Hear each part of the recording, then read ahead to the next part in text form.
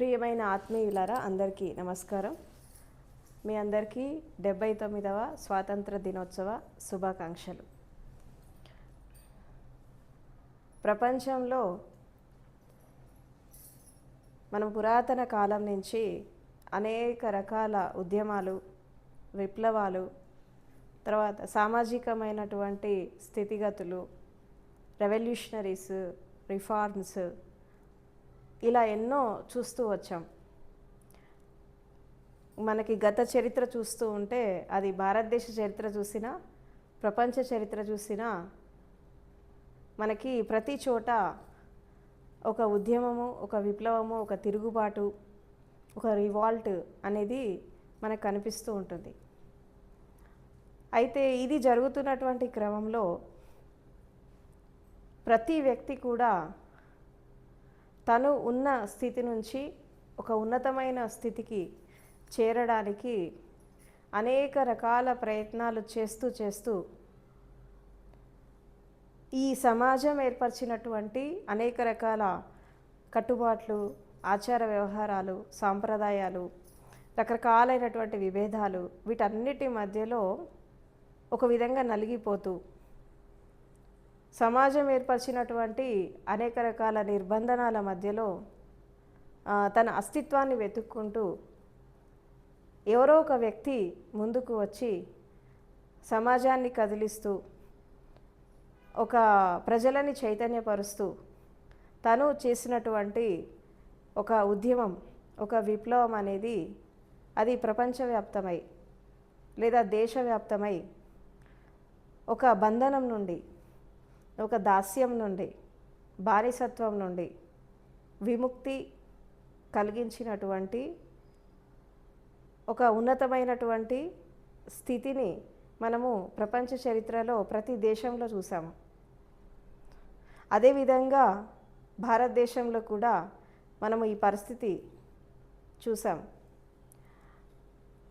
కానీ మనం ఏ జాతి చరిత్ర చూసినా, ఏ దేశ చరిత్ర చూసినా మనకి ఒకటి చాలా స్పష్టంగా తెలుస్తుంది. ఏంటి అంటే పెద్దగా గర్వించతగ్గ పరిణామాలు ఏం జరగలేదు ప్రపంచ చరిత్రలో చూస్తే మనం. అందుకే ఇక్కడ మహాకవి శ్రీశ్రీ ఒక విషయం చెప్తారు. ఏంటి అంటే ఏ దేశ చరిత్ర చూసినా ఏమున్నది గర్వకారణం, నరజాతి చరిత్ర సమస్తం పరపీడన పరాయణత్వం అని అంటాడు. అంటే ఏ జాతి చరిత్ర చూసినా, ఏ దేశ చరిత్ర చూసినా, ఏది అధ్యయనం చేసినా ఇక్కడ ఒకటే కనిపిస్తోంది. ఏంటి అంటే పరపీడనము, పరహింస, పరాధీనము. అంటే ఒకళ్ళు ఇంకొకళ్ళని హింసించి జీవించేటటువంటి జీవిత విధానం అనేది మనకి జరుగుతుంది. తర్వాత ప్రపంచ చరిత్ర మనం తీసుకుంటే 5,000 సంవత్సరాలలో 15,000 యుద్ధాలు జరిగాయి. ఈ యుద్ధాలలో ఎంతమంది, ఎన్ని లక్షల మంది చచ్చిపోయారు, తర్వాత ఎన్ని లక్షల మంది నిరాశ్రయులయ్యారు, తర్వాత భూమి ఎంత పొల్యూట్ అయిపోయింది, వాతావరణం ఎంత పొల్యూట్ అయిపోయింది, తర్వాత ఈ సామాజిక స్థితిగతులు అనేవి ఎన్ని విధాలుగా డిస్టర్బ్ అయినాయి. ఇదంతా మనం చూసుకుంటే అసలు మనిషి సాధించిన ప్రగతి ఏంటి భూమి మీద అని మనం గమనిస్తూ ఉంటే ఒక 10 యుద్ధాలు, ఒక 6 రకాలైనటువంటి హింసాయుతమైనటువంటి ప్రపంచాన్ని సాధించాడు. అంతకుమించి పెద్దగా పురోగతి ఏం జరగలేదు మనం ప్రపంచాన్ని చూస్తూ ఉంటే.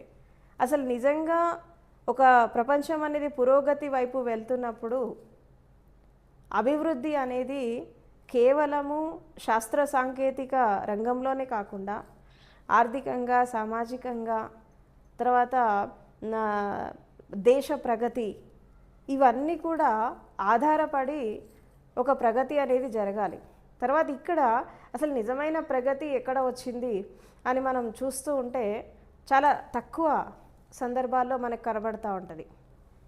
అందుకే మనము ప్రపంచ చరిత్ర చూస్తూ ఉంటే కూడా మనకి అనేక రకాలైనటువంటి స్థితిగతులు మనం చూస్తూ ఉన్నాం. ఎన్నో రకాల విప్లవాలు జరిగాయి, ఎన్నో రకాల పరిణామాలు జరిగాయి, ఎన్నో రకాల ఉద్యమాలు జరిగాయి. అంటే నీటి కోసము, భూమి కోసము, తర్వాత గాలి కోసము, స్వేచ్ఛ కోసం, స్వతంత్రం కోసం, తర్వాత సంపద కోసం, ఇక్కడ ఇట్లా ప్రతి చోట ఒక సంఘర్షణ అనేది జరుగుతోంది. ప్రతి మనిషి జీవితంలో జరుగుతోంది, దేశాల మధ్యలో జరుగుతోంది, ప్రపంచంలో కూడా జరుగుతోంది. ఈ జరుగుతున్నటువంటి క్రమంలో ఇక్కడ ఏం జరుగుతుందంటే పరస్పర సహకారం అనేది లేకుండా ఒకళ్ళకొకళ్ళు ఒక మైత్రీ బంధనంతో ఎదగడం ఆపేసి యుద్ధం చేసుకొని హింసని ప్రేరేపించి వాళ్ళు ఎదగడం అనేది మొదలుపెట్టారు. అందుకే ఇప్పుడు ఒక దేశం ఇంకో దేశానికి శత్రువులాగా మారింది, ఒక వ్యక్తి ఇంకో వ్యక్తికి శత్రువులాగా మారాడు. అంటే ఒక ప్రాంతం వాళ్ళు ఇంకో ప్రాంతానికి శత్రువులు, ఒక కులం వాళ్ళు ఇంకో కులానికి శత్రువులు, ఒక మతం వాళ్ళు ఇంకో మతానికి శత్రువులు. అంటే ఈ రకరకాల విభేదాలతో ఈ భూమి మనుష్య ప్రపంచం అనేది ఎటుపోతోంది అని మనం చూస్తే ఒక పతనం వైపే వెళ్తోంది, కానీ అభివృద్ధి దిశగా మనకి ఎక్కడ అడుగులు అనేవి పడట్లేదు. అంటే మనిషి యొక్క జీవిత వికాసం అనేది చాలా తక్కువ జరిగింది అనే చెప్పుకోవాలి. అంటే ఒక మనిషి జీవితంలో ఎదగడానికి కావాల్సినటువంటి పరిస్థితులు, ఆ స్థితిగతులు చాలా తక్కువ ఉన్నాయి.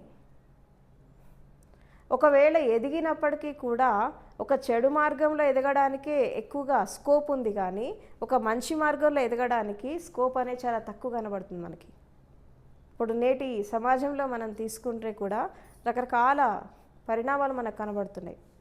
అందుకే మనం భారతదేశ చరిత్ర తీసుకున్న పురాతన కాలంలో భారతదేశం ఎలా ఉండేది అంటే మనకి ఉపనిషత్ కాలంలో, తర్వాత మనకి కొన్ని ఎరాస్ బ్యాక్ ఇండియన్ సిస్టమ్ ఎలా ఉండేది, తర్వాత మనకి భారతీయ స్థితిగతులు ఎలా ఉండేవి అని మనం తీసుకుంటే భారతదేశం అనేది ఒకప్పుడు చాలా రకాలుగా సిరి సంపదలతో, సమృద్ధితో, ఇటు జ్ఞానంతో అటు విజ్ఞానంతో రకరకాల స్థితిగతుల్లో ఒక విధంగా చెప్పాలంటే అన్ని దేశాల కంటే కూడా చాలా ముందుండేది భారతదేశం. ఆ వైభవం ఉంది ఒకప్పుడు. కానీ దాని తర్వాత ఏం జరిగింది? రకరకాల పరిణామాలు జరిగాయి. ఈ సమాజాభివృద్ధి క్రమంలో, ఈ మానవ అభివృద్ధి క్రమంలో రకరకాల మార్పులు వచ్చాయి. ఈ మార్పులు వచ్చి వచ్చి ఏం జరిగింది అంటే ఒక విధంగా చెప్పాలంటే ఎక్కడో ఉన్నటువంటి స్థితి దిగజారిపోతుంది డే బై డే. అంటే ఒకప్పుడు ఉన్నటువంటి ఆ సమృద్ధి, ఒకప్పుడు ఉన్నటువంటి ఆ వైభవము ఇప్పుడు ఎందుకు లేదు? అక్కడ మనిషి స్థితిగతులు ఎలా ఉండేవి, ఒకప్పుడు భారతదేశంలో జీవించినటువంటి మనుషుల స్థితిగతులు ఎలా ఉండేవి అని మనం కంపేర్ చేస్తే ఒక ఇంటికి ఒక 10,000 మంది 3 నెలలు వాళ్ళ ఇంట్లో స్టే చేసినా పోషించేటటువంటి సమృద్ధి ఉండేది ఒకప్పుడు ఒక కుటుంబం దగ్గర. ఒకప్పుడు ఉండేది అంత సమృద్ధి, అంత సంపద ఉండేది. కానీ ఈ రోజుల్లో ఒక 10 మంది 10 రోజులు ఉంటేనే పోషించలేకపోతున్నారు. 10,000 మంది ఎక్కడ, 10 మంది ఎక్కడ, 3 నెలలు ఎక్కడ, 10 రోజులు ఎక్కడ? అంటే ఎందుకు ఈ సంపద, ఈ సమృద్ధి, ఈ ప్రజల స్థితిగతులలో ఎందుకు ఇలాంటి పరిణామాలు ఎందుకు జరిగినాయి? ఈ సమాజం అనేది అభివృద్ధి చెందుతున్నప్పుడు మనిషి కూడా ఎందుకు సమానంగా అభివృద్ధి చెందలేకపోతున్నాడు? అసలు ఏం జరుగుతుంది అని మనం చూస్తూ వస్తే మనము గత చరిత్ర మనం తీసుకుంటే ఒక మనిషి విద్యపరంగా, విజ్ఞానం పరంగా, తర్వాత ఆర్థికంగా, సామాజికంగా రకరకాల స్థితిగతుల్లో ఎదగాలంటే కూడా ఎన్నో రకాల ఛాలెంజెస్ ఫేస్ చేసి తను ఎదగాల్సి వచ్చేది. ఎన్నో రకాల ఛాలెంజెస్ అంటే ఆ ఛాలెంజెస్ ఫేస్ చేసి తను ఎదగడానికి చాలా టైం పట్టేది. ఇప్పుడు ఒక వ్యక్తికి ఇంకో వ్యక్తి సహకరించి తను ఎదుగుతుంటే చాలా ఈజీగా ఎదుగుతాడు. కానీ అన్ని వ్యతిరేకతల మధ్యలో, అన్ని రకాల నెగిటివిటీస్ మధ్యలో ఒక వ్యక్తి ఎదుగుతున్నప్పుడు అక్కడ ఏమవుతుందంటే చాలా రకాల స్ట్రగుల్ చేయాల్సి వస్తుంది, అన్ని రకాలుగా స్ట్రగుల్ చేయాల్సి వస్తుంది. ఈ స్ట్రగుల్ చేస్తున్నప్పుడు ఆ ఎదుగుతున్నటువంటి క్రమంలో తను ఉన్నతంగా ఎదిగినప్పటికీ కూడా తన గతాన్ని బేరీజు వేసుకొని ఆ వ్యక్తిని ఇంకా తక్కువ చూడడం, లేదా వాళ్ళని డిగ్రేడ్ చేయడం అనేది భారతదేశంలో మొట్టమొదటి నుంచి ఉంది. ఇది ఎందుకు వచ్చింది అంటే రకరకాల విభేదాలు, రకరకాల డిస్క్రిమినేషన్స్ సొసైటీలో వచ్చాయి. అంటే కులపరంగా, మతపరంగా, జాతిపరంగా, ప్రాంతం పరంగా, తర్వాత వర్ణము, కలరు, కంప్లెక్షన్, ఈ గోత్రాలు, రకరకాల స్థితిగతులు, వీటన్నిటి ద్వారా ఏమైపోయిందంటే ఒక విధంగా చెప్పాలంటే మనిషిని ఎదగనీయకుండా చేసాయి. ఇప్పుడు ప్రపంచ దేశాలలో భారతదేశం ఇంకా అండర్ డెవలప్డ్ కంట్రీనే, ఇంకా డెవలపింగ్ అయితేనే ఉంది, డెవలప్డ్ కంట్రీ కాదు. నువ్వు ఎన్ని సంవత్సరాల నేను చూస్తున్నా ఇంకా అండర్ డెవలప్డ్ కంట్రీనే. మరి ఇక్కడ అన్ని రకాల రిసోర్సెస్ ఉన్నాయి. ఇక్కడ సంపద అయితేనేమి, సమృద్ధి అయితేనేమి, 3 కాలాలు, 6 ఋతువులు, తర్వాత భౌగోళికంగా చూసినా, సామాజికంగా చూసినా, ఆర్థికంగా చూసినా, ఎలా చూసినా ఇక్కడ అన్ని రకాలైనటువంటి కంఫర్ట్స్ ఉన్నాయి. అయినా మనిషి ఎదగలేకపోతున్నాడు. కారణం ఏంటి? దీని వెనకాల ఉండేటటువంటి ఒక డ్రాబ్యాక్ ఏంటి అని మనం చూస్తూ ఉంటే భారతదేశంలో ఉన్నటువంటి ఈ సంపద కానీ, ఈ సమృద్ధి కానీ కేవలము 20% మందికి మాత్రమే అందింది. 20% పీపుల్ మాత్రమే డెవలప్ అయ్యారు. మిగతా 80% అంతా అంధకారంలో ఉండిపోయారు. ఇది ఒకప్పుడు జరిగింది, ఇప్పుడు కూడా ఇదే జరుగుతుంది. టిల్ టుడే ఇది కూడా ఇదే జరుగుతుంది. ఇది ఎందుకు జరుగుతోంది? మరి ఇప్పుడు 20% మంది డెవలప్ అయినప్పుడు వాళ్ళ దగ్గర అనంతమైనటువంటి సంపద, అనంతమైనటువంటి సమృద్ధి ఉన్నప్పుడు ఈ కింద ఉన్న వాళ్ళకి అప్లిఫ్ట్మెంట్ ఎందుకు ఇవ్వలేకపోతున్నారు? వీళ్ళని ఎందుకు పైకి తీసుకురాలేకపోతున్నారు? దీని వెనకాల ఉన్నటువంటి కారణం ఏంటి అని మనం చూస్తే ఒకళ్ళ ఎదుగుదలను చూసి ఒకళ్ళు ఓర్చుకోలేనటువంటి పరిస్థితి. వాడు ఎదిగితే నన్ను డామినేట్ చేస్తాడేమో, వాళ్ళు ఎదిగితే నేను తక్కువైపోతానేమో, తర్వాత వాళ్ళు ఎదిగితే నేను వాళ్ళ ముందు చీప్ అయిపోతానేమో, లేకపోతే వాళ్ళు నాకు విలువ ఇవ్వరేమో అని చెప్పి ఎక్కడిదక్కడ అణిచివేసేటటువంటి ధోరణి స్టార్ట్ అయింది. ఇది ఏ దేశంలో ఇదే జరిగింది. ఉన్నవాళ్ళు లేని వాళ్ళు మధ్యలో, హ్యావ్స్ అండ్ హ్యావ్ నాట్స్ మధ్యలో, రిచ్ పూర్ మధ్యలో ఇది ఒకప్పుడు జరిగింది, ఇప్పుడు కూడా జరుగుతుంది. అంటే ఇన్ని రకాల స్థితిగతులు ఎందుకు ఏర్పడ్డాయి అంటే ఒక వ్యక్తి ఇంకొక వ్యక్తి యొక్క జీవిత వికాసంలో, తర్వాత తన ఎదుగుదలలో సహాయపడకపోగా ఇంకా వాళ్ళ మీద 4 రాళ్ళేసి వాళ్ళని ఇంకా దిగజారిపోయేటటువంటి స్థితికి తీసుకొని వచ్చారు. అయితే ఒకప్పుడు భారతదేశంలో కొన్ని రకాల కమ్యూనిటీస్ ఉండేవి. కొన్ని రకాల కమ్యూనిటీస్లో వాళ్ళు ఎలా ఉండేవాళ్ళు అంటే నేను పేర్లు చెప్పదలుచుకోలే కమ్యూనిటీస్ ఏంటనేవి, కానీ దాని గురించి చెప్తాను. కొన్ని రకాల కమ్యూనిటీస్లో ఎలా ఉండేదంటే ఇప్పుడు ఒక వ్యక్తి కోటీశ్వరుడు అయినాడు అనుకోండి, ఎవరైతే ఆ నిరుపేద కుటుంబంలో ఉండేవాళ్ళు లేదా తక్కువ స్థితిలో ఉండేవాళ్ళని వాళ్ళని ఆర్థికంగా, సామాజికంగా, కుటుంబపరంగా అన్ని విధాలుగా వాళ్ళకి సహాయం చేసి వాళ్ళ స్థితికి తీసుకొచ్చేవాళ్ళు. అంటే ఇక్కడ వాళ్ళు నీ కుటుంబంలో పుట్టారా లేదా, వాళ్ళు నీ వంశంలో పుట్టారా, నీ గోత్రంలో పుట్టారా అని పట్టించుకునే వాళ్ళు కాదు. వాళ్ళు నీ కమ్యూనిటీ వాళ్ళు అవునా కాదా అని చూసేవాళ్ళు అంతే. నీ వాళ్ళైతే నువ్వు హెల్ప్ చేసి పైకి తీసుకొని రా. ఒకప్పుడు అభివృద్ధి అనేది అలా జరిగింది భారతదేశంలో.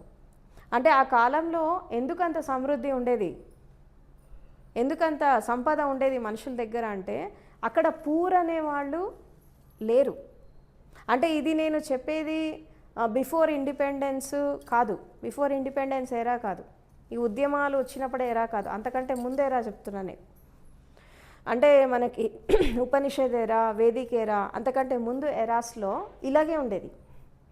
ఒక సిస్టమ్ ఉండేది. ఈ సిస్టమ్ ఎలా ఉండేదంటే అక్కడ డబ్బుతో సంబంధం లేదు, మనిషికి స్టేటస్తో సంబంధం లేదు. నీ దగ్గర ఈ వస్తువు లేదా అనంటే పక్కన వాళ్ళు ఎవరో వచ్చి ఆ వస్తువు ఇచ్చేవాళ్ళు నీకు. నీ దగ్గర ఇది లేదా, ఇది లేదంటే తీసుకొచ్చి ఎవరో ఒకళ్ళు నీకు ఇచ్చేవాళ్ళు. అంటే అక్కడ ఎప్పుడైతే మనిషి జీవితంలో డబ్బు అనేది ప్రవేశించిందో అక్కడ పతనం స్టార్ట్ అయింది, అక్కడ స్వార్థం మొదలైంది, మళ్ళీ సంకుచిత మనస్తత్వం వచ్చేసింది, రకరకాలైనటువంటి డిస్క్రిమినేషన్స్ వచ్చేసాయి because of this economy, capitalism. అంటే ఎకనామికల్ క్రైసిస్ అనేది మనిషి జీవితంలో ఎప్పుడైతే వచ్చిందో అక్కడ నుంచి ఏం జరిగిందంటే అభివృద్ధి అనేది ఆగిపోయింది భారతదేశంలో. ఒకప్పుడు వస్తు మార్పిడి విధానం ఉండేది, మీ అందరికీ తెలుసు, బార్టర్ సిస్టమ్ అనేవాళ్ళు దాన్ని. సో అంటే అక్కడ డబ్బు ఇచ్చి కొనుక్కోవడం కాదు, నీ దగ్గర ఏమైనా వస్తువు ఉంటే అది వేరే వాళ్ళకి ఇచ్చి ఇంకో వస్తువు తీసుకోవడం. అక్కడ డబ్బుతో ప్రమేయం లేదు, అక్కడ నీ ఎకానమీతో నీ స్టేటస్తో పని లేదు. నీ దగ్గర ఏదైనా వస్తువు ఉందా అది వాళ్ళకి ఇచ్చి నువ్వు ఇంకొక వస్తువు తీసుకోవడం. అప్పుడు ప్రజలు చాలా హాయిగా ఉన్నారు ఆ రోజుల్లో. కానీ మనీ అనేది ఎప్పుడైతే ఒక క్రైటీరియా అయిపోయిందో మనిషి జీవితంలో, అంటే వస్తువులకి ఇంపార్టెన్స్ వెళ్ళిపోయి, మనుషులకి ఇంపార్టెన్స్ వెళ్ళిపోయి, బంధాలకి ఇంపార్టెన్స్ వెళ్ళిపోయి, మానవత్వానికి ఇంపార్టెన్స్ వెళ్ళిపోయి, ఎప్పుడైతే డబ్బుకి ఇంపార్టెన్స్ వచ్చిందో అక్కడ ఏమైపోయిందంటే డామినేషన్ స్టార్ట్ అయింది. ఈ డబ్బుకి ఎప్పుడైతే ప్రయారిటీ వచ్చిందో అక్కడ ఏం జరిగింది అంటే కేవలం డబ్బున్న వాళ్ళు మాత్రమే ఈ జ్ఞానాన్ని అందుకోవడం, విజ్ఞానాన్ని అందుకోవడం, ఈ రకరకాల స్థితిగతుల్లో పోవడము ఇదంతా చేశారు. కానీ ఆర్థికంగా తక్కువ స్థాయిలో ఉన్నవాళ్ళు దాన్ని అందుకోలేకపోయారు. ఇప్పుడు భారతదేశం ఈరోజు వెనుకబడడానికి ముఖ్యమైన కారణం ఏంటి అంటే ఈ 80% పీపుల్కి ఆ నాలెడ్జ్ అందకపోవడమే కారణం. ఇప్పుడు 20% మంది మాత్రమే డెవలప్ అయితే దేశం అభివృద్ధి చెందినట్టు కాదు కదా. 80% మంది అంధకారంలో ఉన్నప్పుడు దేశం ఎట్లా అభివృద్ధి చెందుతుంది? కాబట్టి ఈ 20% పీపుల్ ఏం చేశారు అంటే డామినేషన్ తీసుకొని వచ్చారు. అసలు ఈ కులం కానీ, మతం కానీ, జాతి కానీ, ఈ వివక్షతలు కానీ, ఈ విభేదాలు కానీ సొసైటీలో ఎందుకు వచ్చాయి? ఈ తక్కువ ఎక్కువ ఉన్నవాళ్ళు లేని వాళ్ళు, ఈ డామినేషన్స్ ఇవన్నీ ఎందుకు వచ్చాయంటే ఇక్కడ ఈ 20% మంది ప్రవేశపెట్టారు ఈ సిస్టమ్ని. ప్రవేశపెట్టి ఏం చేశారు? ఈ 80% పీపుల్ పైన రుద్దారు. They have impose their ideas on this 80% people. దీనివల్ల ఏమైపోయిందంటే వీళ్ళ స్థితిని మార్చుకోలేక, వాళ్ళ ఆ 20%లో రాలేక, ఇంకా అంతకంటే దిగజారిపోలేక వీళ్ళు మధ్య మధ్యలో నలిగిపోతున్నారు వీళ్ళంతా. ఇప్పుడు మీరు ఒక విషయం గమనిస్తే స్విస్ బ్యాంక్లో అన్ని దేశాల వాళ్ళు దాచే డబ్బు కంటే కూడా భారతీయులు దాచే డబ్బు ఎక్కువ, కొన్ని కోట్ల రూపాయలు. అంటే అంత సంపద ఉంది. ఇదంతా ఎక్కడ పోతుంది? విదేశాలకు తరలిపోతుంది. ఒకప్పుడు భారతీయ సంపద అనేక దేశాల వాళ్ళు వచ్చేసి, పోర్చుగీస్ వాళ్ళు, డచ్ వాళ్ళు, అవునా, చైనీస్ వాళ్ళు, రకరకాల దేశాలు, బ్రిటిషర్స్, వీళ్ళంతా వచ్చి ఇక్కడ సంపద అంతా దోచుకొని వెళ్ళిపోయారు. అయినా దోచుకొని వెళ్ళిపోయినా ఇంకా సంపద ఉంది భారతదేశంలో. ఈ ఉన్న సంపద ఈ 20% పీపుల్ ఏం చేస్తున్నారు అంటే తీసుకెళ్ళి అక్కడ పెట్టేస్తున్నారు, స్విస్ బ్యాంక్లో, ఫారెన్ బ్యాంక్స్లో పెట్టేస్తున్నారు. అది ఎవరికైనా ఉపయోగపడుతుందా అంటే నో యూస్. ఎందుకంటే రేపు వాడు చచ్చిపోయి, ఎవరైతే ఆ బ్యాంక్లో పెట్టాడో రేపు వాడు చచ్చిపోయినాక దాన్ని తీయడం కూడా చాలా కష్టం, అది వెనక్కి రాదు. మళ్ళీ ఆ ఇతర దేశాల సంపదలో అదొక భాగం అయిపోతుంది. నీకేం లాభం పెట్టి?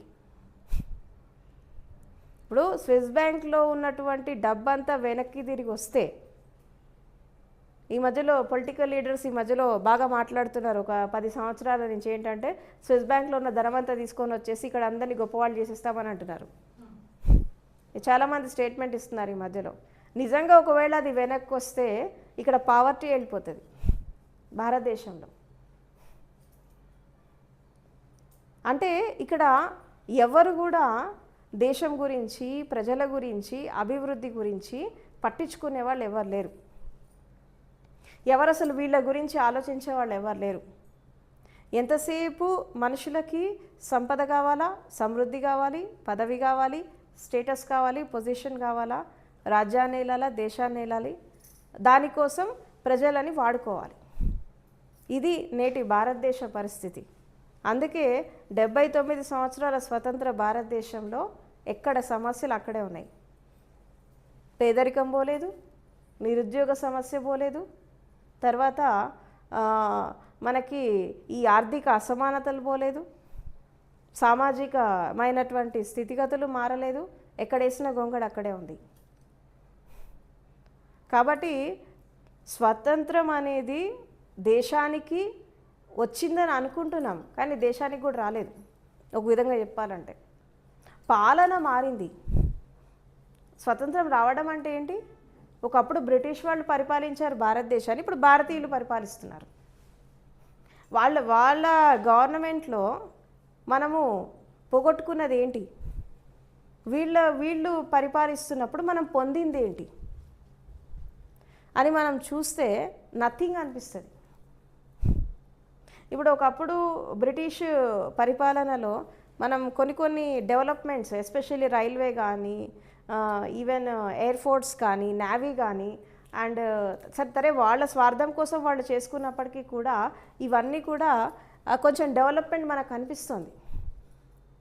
అంటే ఇప్పుడు ఇండియాలో ఫస్ట్ రైల్వే లైన్ ఎక్కడ వేశారు? బ్రిటిషర్స్ వేశారు, బాంబే టు థానా. అవునా? ఈ బ్రిడ్జెస్, ఈ ఫ్లైఓవర్స్ ఇవన్నీ ఎవరు కట్టారు? వాళ్ళే కట్టారు. ఇప్పుడు మనం చూస్తాం, ఈవెన్ మనం ఆంధ్రప్రదేశ్లో కానీ, తెలంగాణలో కానీ, మనం రకరకాల ఏరియాస్లో మనం చూస్తూ ఉంటే, ఈవెన్ భారతదేశం అంతటా చూస్తూ ఉంటే, వాళ్ళు కన్స్ట్రక్ట్ చేసినటువంటి ఆ కన్స్ట్రక్షన్స్ ఇప్పటిదాకా అవి పనిచేస్తున్నాయి. ఇవాళ రేపు వీళ్ళు కట్టినటువంటివి తెల్లారి కూలిపోతున్నాయి. ఎందుకు అంటే బికాస్ ఆఫ్ కరప్షన్, అవినీతి, మోసాలు, అక్రమాలు. ఇవి చేయబట్టి ఏమవుతుంది?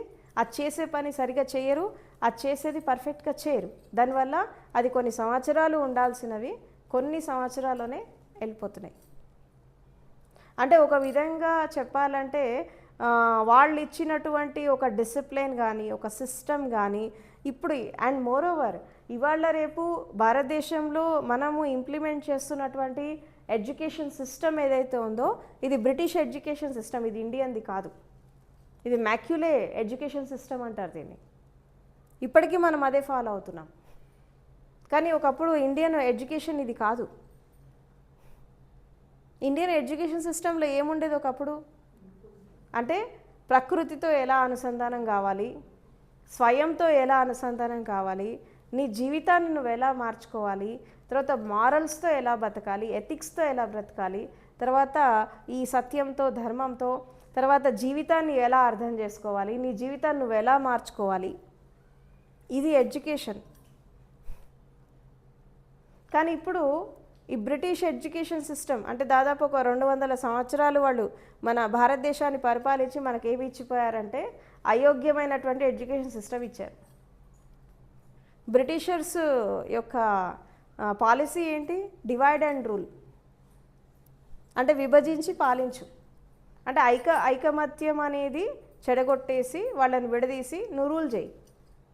నీకు సహకరించే వాళ్ళని నీ వైపు తిప్పుకో, ఎవరైతే సహకరించట్లేదు వాళ్ళని చంపేసి వాళ్ళ మీద పెత్తనం చేయి. ఇది డివైడ్ అండ్ రూల్ పాలసీ. తర్వాత యూనిటీ ఇన్ డైవర్సిటీ అని తీసుకొచ్చింది కూడా వాళ్ళే. యూనిటీ, ఒకప్పుడు ఇది సెక్యులర్ కంట్రీ, సోషలిస్ట్ కంట్రీ, ఈ రకరకాల పేర్లు ఒకప్పుడు బ్రిటిష్ సిస్టమ్ కంటే ముందు ఈ పేర్లని భారతదేశానికి లేవు. ఎప్పుడైతే ఈ బ్రిటిషర్స్ రూల్ వచ్చిందో, ఈ కొంతమంది మైగ్రేట్ అయి భారతదేశానికి వచ్చారో, అది ముస్లిమ్స్ కావచ్చు, క్రిస్టియన్స్ కావచ్చు, బ్రిటిషర్స్ కావచ్చు, అండ్ అదర్ కంట్రీస్ వాళ్ళు ఎప్పుడైతే భారతదేశానికి వలస వచ్చారో అక్కడ ఏం జరిగింది అంటే సెక్యులర్ కంట్రీ అన్నారు ఇండియాని. అసలు సెక్యులరిజం అనేది మన కాన్సెప్ట్ కాదు, ఇది సోషలిజం కూడా మన కాన్సెప్ట్ కాదు. ఇవన్నీ రష్యా, అమెరికా లాంటి కంట్రీస్, యూకే లాంటి కంట్రీస్ అక్కడ ఉన్నటువంటి కాన్సెప్ట్స్ ఇక్కడ తీసుకొచ్చి రుద్దారు వాళ్ళు. ఒక విధంగా చెప్పాలంటే ఇండియా అనేది ఒక నేషన్ లాగా ఉండేది ఒకప్పుడు, ఒక జాతి, ఒక దేశం, ఒక కమ్యూన్, అంటే వన్ వరల్డ్, తర్వాత వన్ నేషన్, వన్ హ్యుమానిటీ లాగా జీవించేవాళ్ళు. అంటే ఒకే కమ్యూనిటీ, తర్వాత ఒకే సమూహము, ఒకే జాతి, ఒకే దేశం, ఇలా జీవించేవాళ్ళు. ఎప్పుడైతే ఈ మైగ్రేషన్స్ అనేవి స్టార్ట్ అయిపోయినాయో, రకరకాల దేశాల వాళ్ళు వచ్చేసి ఎప్పుడైతే భారతదేశాన్ని ఆక్యుపై చేశారో ఇక్కడ ఏం జరిగిందంటే స్ప్లిట్ అయిపోయింది, మొత్తం రకరకాలుగా స్ప్లిట్ అయిపోయింది. ఈ స్ప్లిట్ అయిపోయి ఏం జరిగింది అంటే ఇక్కడ కులం వచ్చింది, మతం వచ్చింది, రకరకాలైనటువంటి డిస్క్రిమినేషన్స్ వచ్చాయి. అసలు క్యాస్ట్ అనేటటువంటి పదం, క్యాస్ట్ అంటారు కదా, CASTE, ఈ క్యాస్ట్ అనేటటువంటి పదం ఇది మన ఇంగ్లీష్ పదం కాదు, ఇది లాటిన్ వర్డ్. ఇది ఈవెన్ రిలీజియన్ అనేటటువంటి పదం కూడా ఇది మనది కాదు, ఇది ఫారెన్ నుంచి వచ్చింది. ఒకప్పుడు ఈ వర్డ్స్ అనేవి లేవు, ఇండియన్ డిక్షనరీలో లేవు. ఇది రిలీజియన్ అనే వర్డ్ రెలగిరి అనేటటువంటి ఒక చెట్టు నుంచి వచ్చింది అన్నట్టు. ఆ రెలగిరి అనేటటువంటి ఆ చెట్టు యొక్క స్వభావం ఏంటి అంటే, ఇప్పుడు మనకి ఆఫ్రికన్ లాంటి కాంటినెంట్స్లో, ఆఫ్రికా ఖండంలో, తర్వాత అమెరికన్ కాంటినెంట్లో, అమెజాన్ ఫారెస్ట్లో, తర్వాత మెడిటరేనియన్ ఫారెస్ట్ కొన్ని ఉంటాయి. అక్కడ ఏంటంటే పెద్ద పెద్ద చెట్లు ఉంటాయి. ఆ చెట్లు ట్రావెల్ చేస్తాయి, ఒక ప్లేస్ నుంచి ఇంకో ప్లేస్కి షిఫ్ట్ అయిపోతాయి, జరుగుతాయి. అంటే ప్లాంట్స్ కూడా నడుస్తాయి అన్నమాట. అది ఎప్పుడు షిఫ్ట్ అవుతుందో తెలియదు నీకు. ఈరోజు ఇక్కడ కనబడితే రేపు ఇక్కడ ఉండదు. అది మారిపోతుంది, రాత్రికి రాత్రి దాని ప్లేస్ చేంజ్ అయిపోతూ ఉంటుంది. అది దాన్ని అబ్జర్వ్ కూడా చేయలేవు, అంత సూక్ష్మంగా జరిగిపోతూ ఉంటుంది. అయితే అలాంటి ప్లాంట్స్కి ఒక వర్డ్ ఉంది అక్కడ, రెలగిరి అంటారు. ఇది కూడా లాటిన్ వర్డే. అయితే ఆ రెలగిరి అనేటటువంటి వర్డ్ నుంచి రిలీజియన్ అనేటటువంటి పదం వచ్చింది. రిలీజియన్ ఈజ్ నథింగ్ బట్ మతం. సో ఈ చెట్లు ఎలాగైతే ఒక ప్రదేశం నుంచి ఇంకో ప్రదేశానికి ట్రాన్స్ఫర్ అయిపోయి తన అస్తిత్వాన్ని కాపాడుకోవడానికి ఎలాగైతే తన ప్లేస్ చేంజ్ చేసిందో, దాన్ని చూసి మనుషులు కూడా ట్రాన్స్ఫర్ కావడం మొదలుపెట్టారు, మైగ్రేట్ అవ్వడం స్టార్ట్ చేశారు. ఈ మైగ్రేట్ అవ్వడం వల్ల ఏం జరిగింది అంటే, రకరకాల కంట్రీస్ వాళ్ళు వచ్చి భారతదేశానికి వచ్చారు. ఎందుకంటే ఒకప్పుడు ఇతర దేశాలు అంటే అమెరికా లాంటి కంట్రీస్, చైనా లాంటి కంట్రీస్, UK లాంటి కంట్రీస్, ఇవన్నీ కూడా ఎగ్జిస్టెన్స్లో లేవు. ఇండియా అప్పుడు ఒక స్వర్ణయుగాన్ని చూసింది. భారతదేశం అనేది ఒకప్పుడు ఒక మంచి హైలో ఉండేది, అన్ని విధాలుగా, జ్ఞానంలో, విజ్ఞానంలో, సంపదలో, అన్ని విధాలుగా చూస్తే చాలా సమృద్ధి ఉండేది. అలాంటి భారతదేశంలో ఈ రెలగిరి ట్రీస్ లాగా ఈ అదర్ కంట్రీస్ వాళ్ళు ఎప్పుడైతే మైగ్రేట్ అయ్యి వచ్చారో, ఇక్కడ ఏమైపోయిందంటే కాస్ట్ అనేది వచ్చింది, తర్వాత రిలీజియన్ అనేది వచ్చింది. వాడు ఎవడో వచ్చి నిప్పు పెట్టిపోయాడు, వీళ్ళిద్దరు కొట్లాడుకుంటున్నారు. ఇప్పటికీ అంటే దాదాపు ఒక 300 సంవత్సరాలు నాకు తెలిసి బ్రిటిషర్స్ ఒక 200 ఇయర్స్ వాళ్ళు పరిపాలించారు. ఇప్పుడు మనకి దగ్గర దగ్గర ఇండిపెండెన్స్ వచ్చి ఒక 80 ఇయర్స్ అవుతుంది.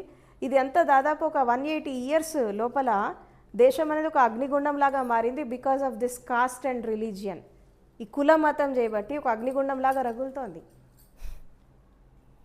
ఇప్పటికీ. అంటే వాళ్ళు అంటించినటువంటి ఆ ఫైర్ అనేది ఇప్పటికీ మండుతోంది. ఎవడో ఒక దుర్మార్గుడు వచ్చి ఏదో చేసిపోయాడు, కనీసం వీళ్ళన్న దీన్ని ట్రాన్స్ఫర్మేషన్ చేసుకున్నారా వాళ్ళు వెళ్ళిపోయాకంటే చేసుకోలేదు, ఇంకా పెరిగిపోయింది, డే బై డే పెరిగిపోయింది. అందుకే అంబేద్కర్ లాంటి వాళ్ళు, తర్వాత ఈ రకరకాల ఉద్యమకారులు, విప్లవకారులు, వీళ్ళు చేసినటువంటి సామాజిక ఉద్యమాలన్నీ కూడా సక్సెస్ కాలేదు భారతదేశంలో. అయినాయా? కాలేదు. ఇప్పుడు కుల నిర్మూలన ఉద్యమం చేశారు అంబేద్కర్, అనిహిలేషన్ ఆఫ్ క్యాస్ట్. భారతదేశంలో కుల నిర్మూలన జరగాలి, జరిగితే కానీ భారతదేశ ప్రజలు స్థితిగతులు మారుతాయి, అప్పటిదాకా వీళ్ళు బాగుపడరు అని ఆయన చాలా ఉద్యమాలు చేశాడు, చాలా స్పీచెస్ ఇచ్చారు, ఎన్నో రకాల బుక్స్ రాశాడు ఆయన. అయినా కానీ కులం పోయిందా భారతదేశంలో? పోలే. అంటే ఎందుకు వీళ్ళు దీన్ని ఎందుకు వదులుకోవడానికి సిద్ధంగా లేరు, ఎందుకు దీన్ని ట్రాన్స్ఫర్ చేసుకోవడానికి సిద్ధంగా లేరంటే, అంటే ఒక విధంగా చెప్పాలంటే ఫాల్స్ ప్రెస్టేజ్, తర్వాత సూడో పర్సనాలిటీస్తో తమకు లేని దాన్ని ఆపాదించుకొని ఒక మాయలో జీవిస్తున్నారు మనుషులంతా. అంటే ఎవరో రాజేసిన నిప్పు ఇంకా మండుతోంది రావణ కాష్టంలాగా భారతదేశంలో. ఇది మనది కాదు. ఆ రిలీజియన్ అనేటటువంటి వర్డ్, ఆ కాస్ట్ అనేటటువంటి వర్డ్ ఇది మనది కాదు.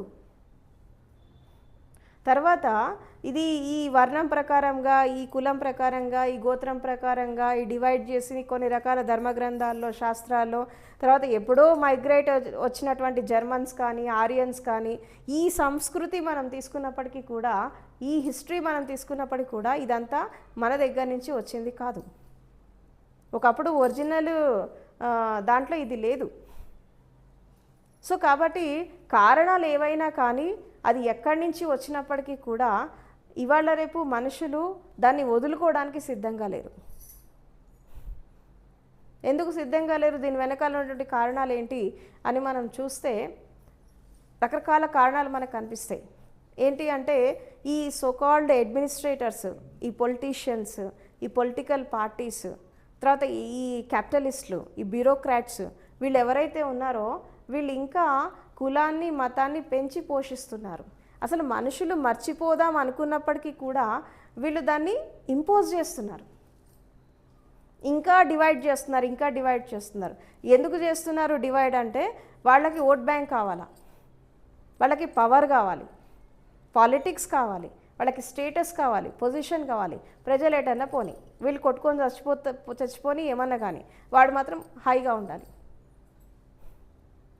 కనీసం ఇప్పటికైనా భారతదేశంలో ఉండే ప్రజలు ఇది ఆలోచించట్లేదు. అవునా? మనకి ఫండమెంటల్ రైట్స్ ఉన్నాయి, ఫండమెంటల్ డ్యూటీస్ ఉన్నాయి, డైరెక్టివ్ ప్రిన్సిపల్స్ ఉన్నాయి. అవునా? ఈ ప్రాథమిక హక్కులు, ఈ ప్రాథమికమైనటువంటి వీటన్నిటినీ కూడా కరెక్ట్గా యూజ్ చేసుకొని బ్రతికేటటువంటి భారతీయుడు ఎవరైనా ఉన్నారా ఈ రోజుల్లో? లేరు. రైట్ టు ఫ్రీడమ్ కానీ, రైట్ టు ఓట్ కానీ, right to equality, right to Liberty, fundamental rights ఎవరైతే ఉన్నారో దీనికి అనుగుణంగా జీవించే వాళ్ళు ఒక్కళ్ళని ఉన్నారా? మరి ఇక్కడ డెమోక్రసీ ఎక్కడుంది? డెమోక్రసీ ఎక్కడుంది? డెమోక్రసీ ఎప్పుడో ఫెయిల్ అయింది భారతదేశంలో. ప్రజాస్వామ్యం అనేది లేదు. ఎందుకు లేదు అంటే మనుషులు తమకున్నటువంటి హక్కులని, తమకున్నటువంటి ఆ యొక్క స్థితిని అర్థం చేసుకొని జీవించేటటువంటి క్రమంలో మనుషులు లేరు, ప్రజలు లేరు. అంటే ఇక్కడ ఏం జరిగింది? మనం గత చరిత్ర చూసినా, వర్తమానం చూస్తున్నా మనకు అర్థమయ్యే స్థితి ఒకటే, ఏంటంటే దేశానికి స్వతంత్రం వచ్చినా, పరిపాలన మారినా, సైన్స్ అండ్ టెక్నాలజీ డెవలప్ అయినా, తర్వాత ప్రజల స్థితిగతులు ఆర్థికంగా మెరుగుపడినా, సామాజికంగా మెరుగుపడినా ఇంకా చాలామంది మనుషులకి స్వేచ్ఛ అనేది రాలేదు. ఇంకా వాళ్ళు అండర్ డెవలప్డ్ కండిషన్స్లోనే ఇంకా ఉన్నారు. ఎందుకు ఉన్నారు అంటే దీనికి 3 కారణాలు మనకు కనబడతాయి. ఒకటి ఏంటంటే విద్య, ఎడ్యుకేషన్ అనేది మన దేశంలో పెద్ద వ్యాపారం అయిపోయింది. విద్య వ్యాపారం అయిపోయింది. తర్వాత వైద్యం అనేది వ్యాపారం అయిపోయింది. ఎక్కడైతే విద్య, వైద్యము ఈ 2 బిజినెస్ అయిపోతాయో అక్కడ డెవలప్మెంట్ అనేది జరగదు. ఇప్పుడు మీరు స్విట్జర్లాండ్ కంట్రీ గురించి విన్నారు కదా మీరు. స్విట్జర్లాండ్ కంట్రీలో ఏంటి తెలుసా మీకు? అక్కడ ఉన్న ప్రతి ఒక్క ఫ్యామిలీ రిచెస్ట్ ఫ్యామిలీ అన్నట్టు. అక్కడ అందరికీ అన్ని రకాల స్వేచ్ఛలు ఉన్నాయి. ఆర్థిక స్వేచ్ఛ, సమానత్వము, ఈక్వాలిటీ. మన భారతదేశంలో ఎన్ని రకాల ఉద్యమాలు జరిగాయి, ఎంతోమంది శ్రమపడ్డారు, కానీ అసలు నిజమైనటువంటి లిబర్టీ, నిజమైనటువంటి ఈక్వాలిటీ ఇవన్నీ మనం స్విట్జర్లాండ్లో చూస్తాం. స్విట్జర్లాండ్ లాంటి కంట్రీస్లలో మీకు విద్య ఫ్రీ, వైద్యం ఫ్రీ. తర్వాత అక్కడ ప్రజలు డబ్బు సంపాదించాలి అనేటటువంటి ధోరణిలో ఉండరు. వాళ్ళు దేశాన్ని ఎలా అభివృద్ధి చేయాలని చూస్తారు వాళ్ళు. ఎందుకంటే అక్కడ ఉన్నటువంటి గవర్నమెంట్ ఈ ప్రజల గురించి ఆలోచిస్తుంది.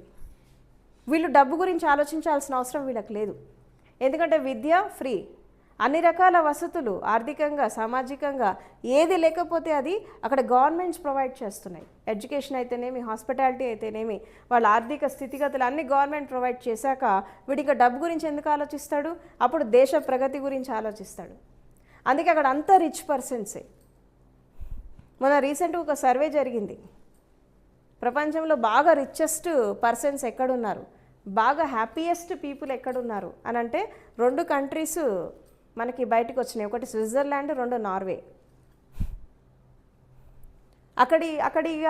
అక్కడ కాస్ట్ లేదు, రిలీజియన్ లేదు, ఎక్కువ లేదు, తక్కువ లేదు, ఎలాంటి డిస్క్రిమినేషన్స్ లేవు. అందరూ ఈక్వల్గా డెవలప్ అయ్యారు. ఎందుకు డెవలప్ అయ్యారు అంటే అక్కడ మనీ అనేది క్రైటీరియా కాలేదు, వాళ్ళకి డబ్బు సంపాదన అనేది క్రైటీరియా కాలేదు. అక్కడ స్టేటస్, పొజిషను, నీది నాది అనేటటువంటి డిస్క్రిమినేషన్స్ అనేవి లేవు అక్కడ వాళ్ళకి. అందుకే పరస్పర సహకారంతో అందరూ ఈక్వల్గా ఎదిగారు. తర్వాత అక్కడ ఉన్నటువంటి గవర్నమెంట్ కానీ, అడ్మినిస్ట్రేషన్ కానీ, అక్కడ ఉండే రూల్స్ కానీ, రెగ్యులేషన్స్ కానీ, అక్కడ ఉండే కాన్స్టిట్యూషన్ కానీ, ఇవన్నీ కూడా ఏంటంటే ఈ ప్రజల ఎదుగుదలకు ఎక్కువ ఇంపార్టెన్స్ ఇచ్చారు. ఇప్పుడు అందుకే Switzerland it's one of the richest country. Switzerland, Norway లాంటి కంట్రీస్, ఈక్వెడార్, ఫిన్లాండ్, తర్వాత నెదర్లాండ్స్, కొన్ని కంట్రీస్ ఉన్నాయి. ఇవన్నీ ఏంటంటే చాలా తక్కువ పాపులేటెడ్ కంట్రీస్, ఎక్కువ డెవలప్మెంట్ ఉన్నాయి. అంటే అక్కడ ప్రజలకి అన్ని రకాల స్వేచ్ఛ ఉంది. ఇప్పుడు బ్రిటిషర్స్ దేశానికి వలస వచ్చినప్పుడు ఇక్కడ వాళ్ళ కింగ్డమ్, యునైటెడ్ కింగ్డమ్ ఇక్కడ ఎస్టాబ్లిష్ చేసినప్పటికీ అక్కడ జనాభా ఎంత తెలుసా? యూకేలో ఎంత? 3 కోట్లు అంతే. యూకేలో అప్పుడు జనాభా ఎంత? బ్రిటన్లో బ్రిటిష్ పరిపాలన అక్కడ పాపులేషన్ ఎంత? Only 3 crores. అప్పుడు భారతదేశ జనాభా ఎంత తెలుసా? 45 crores. అంటే 3 crores జనాభా ఉన్నటువంటి దేశ నాయకులు వచ్చి 45 కోట్ల మంది ఉన్నటువంటి భారతదేశాన్ని పరిపాలించారు. అంటే ఇక్కడ వీళ్ళ చాతకాంతనం ఇది.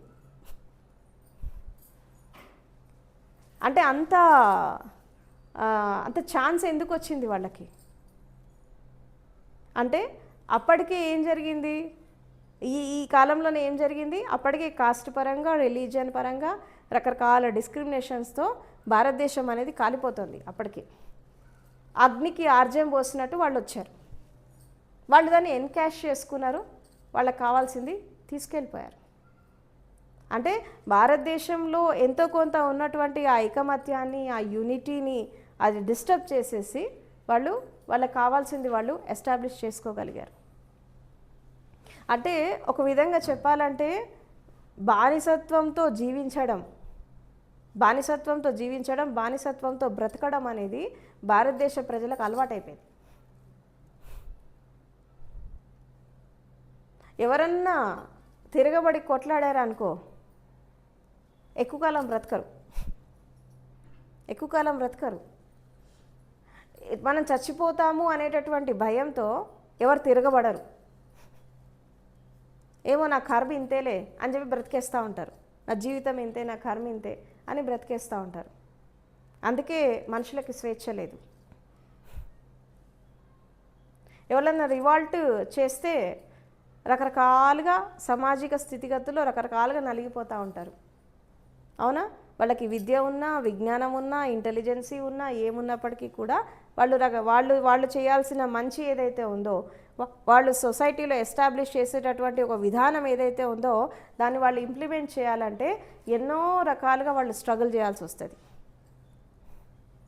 అందులో ఇంకొకటి విషయం ఏం జరుగుతుంది భారతదేశంలో అంటే, ఇప్పుడు ఏదైనా సరే మీరు గుర్తుపెట్టుకోండి, లైఫ్లో ఏదైనా ఒక విజ్ఞానం కానీ, ఒక జ్ఞానం కానీ, తర్వాత ఒక ఉద్యమం కానీ, ఒక ఫిలాసఫీ కానీ, ఒక సిద్ధాంతం కానీ, లేదంటే ఒక తత్వం కానీ, ఎవరైతే దాన్ని ఎస్టాబ్లిష్ చేసి వెళ్ళారో వాళ్ళ తర్వాత దాన్ని క్యారీ ఫార్వర్డ్ చేసేవాళ్ళు ఎవరు లేరు. అక్కడిదక్కడ మర్చిపోతారు. అవునా? అక్కడిదక్కడ మర్చిపోతారు. అకేషన్ వచ్చినప్పుడు దండం పెడతారు, గుంజిళ్ళు తీస్తారు, దండలేస్తారు, పోతారు. కానీ దాన్ని క్యారీ ఫార్వర్డ్ చేసేవాళ్ళు ఎంతమంది ఉన్నారు? అతి తక్కువ మంది ఉంటారు. ఆ తక్కువ మందిలో కూడా నిజాయితీగా ఉండేవాళ్ళు ఎంతమంది ఉంటారు? 1% ఉంటారు. ఈ 1% పీపుల్తో దేశం మారుతుందా? మారదు. ఎందుకంటే వీళ్ళ బలం సరిపోదు. ఇప్పుడు అవినీతి చేసేవాళ్ళు, మోసాలు చేసేవాళ్ళు, ఈ నెగిటివ్గా పోయే వాళ్ళు ఎక్కువ మంది ఉన్నప్పుడు ఈ 1% పీపుల్తో ఈ 99% మందిని నువ్వు ఎట్లా మారుస్తావు? నీకు బలమే లేదు కదా. కాబట్టి ఇన్ని సంవత్సరాల నుంచి ఈ భారతదేశం అనేది ఎక్కడ వేసిన గొంగడి అక్కడే ఉంది. సైన్స్ అండ్ టెక్నాలజీ పరంగా అభివృద్ధి చెందుతోంది. సామాజిక స్థితిగతులు మారుతున్నాయి, ప్రజల స్థితిగతులు మారుతున్నాయి. కానీ దేశ పురోగతి అయితే జరుగుతలేదు, దేశ అభివృద్ధి జరగట్లేదు. ఎందుకు జరగట్లేదంటే అభివృద్ధి జరగనీయట్లే. దానికి కారణము దాదాపు 95% కారణం ప్రజలే, దేశాధినేతలు కాదు, ప్రజలే. తర్వాత 2 పొలిటీషియన్స్, ఈ బ్యూరోక్రాట్స్, వ్యాపారవేత్తలు, ఈ పెట్టుబడిదారీ వ్యవస్థ, రకరకాల వ్యవస్థలు ఉన్నాయి కదా, ఈ వ్యవస్థల ద్వారా ఏమవుతుందంటే ఈ అభివృద్ధి అనేది జరగట్లేదు. ఈ జరగకపోవడం వల్ల ఏమవుతుందంటే ఇప్పుడు ప్రజలు ఎన్ని కోట్ల మంది ఉన్నారు భారతదేశంలో? భారతదేశ జనాభా ఎంత? భారతదేశ జనాభా ఎంత?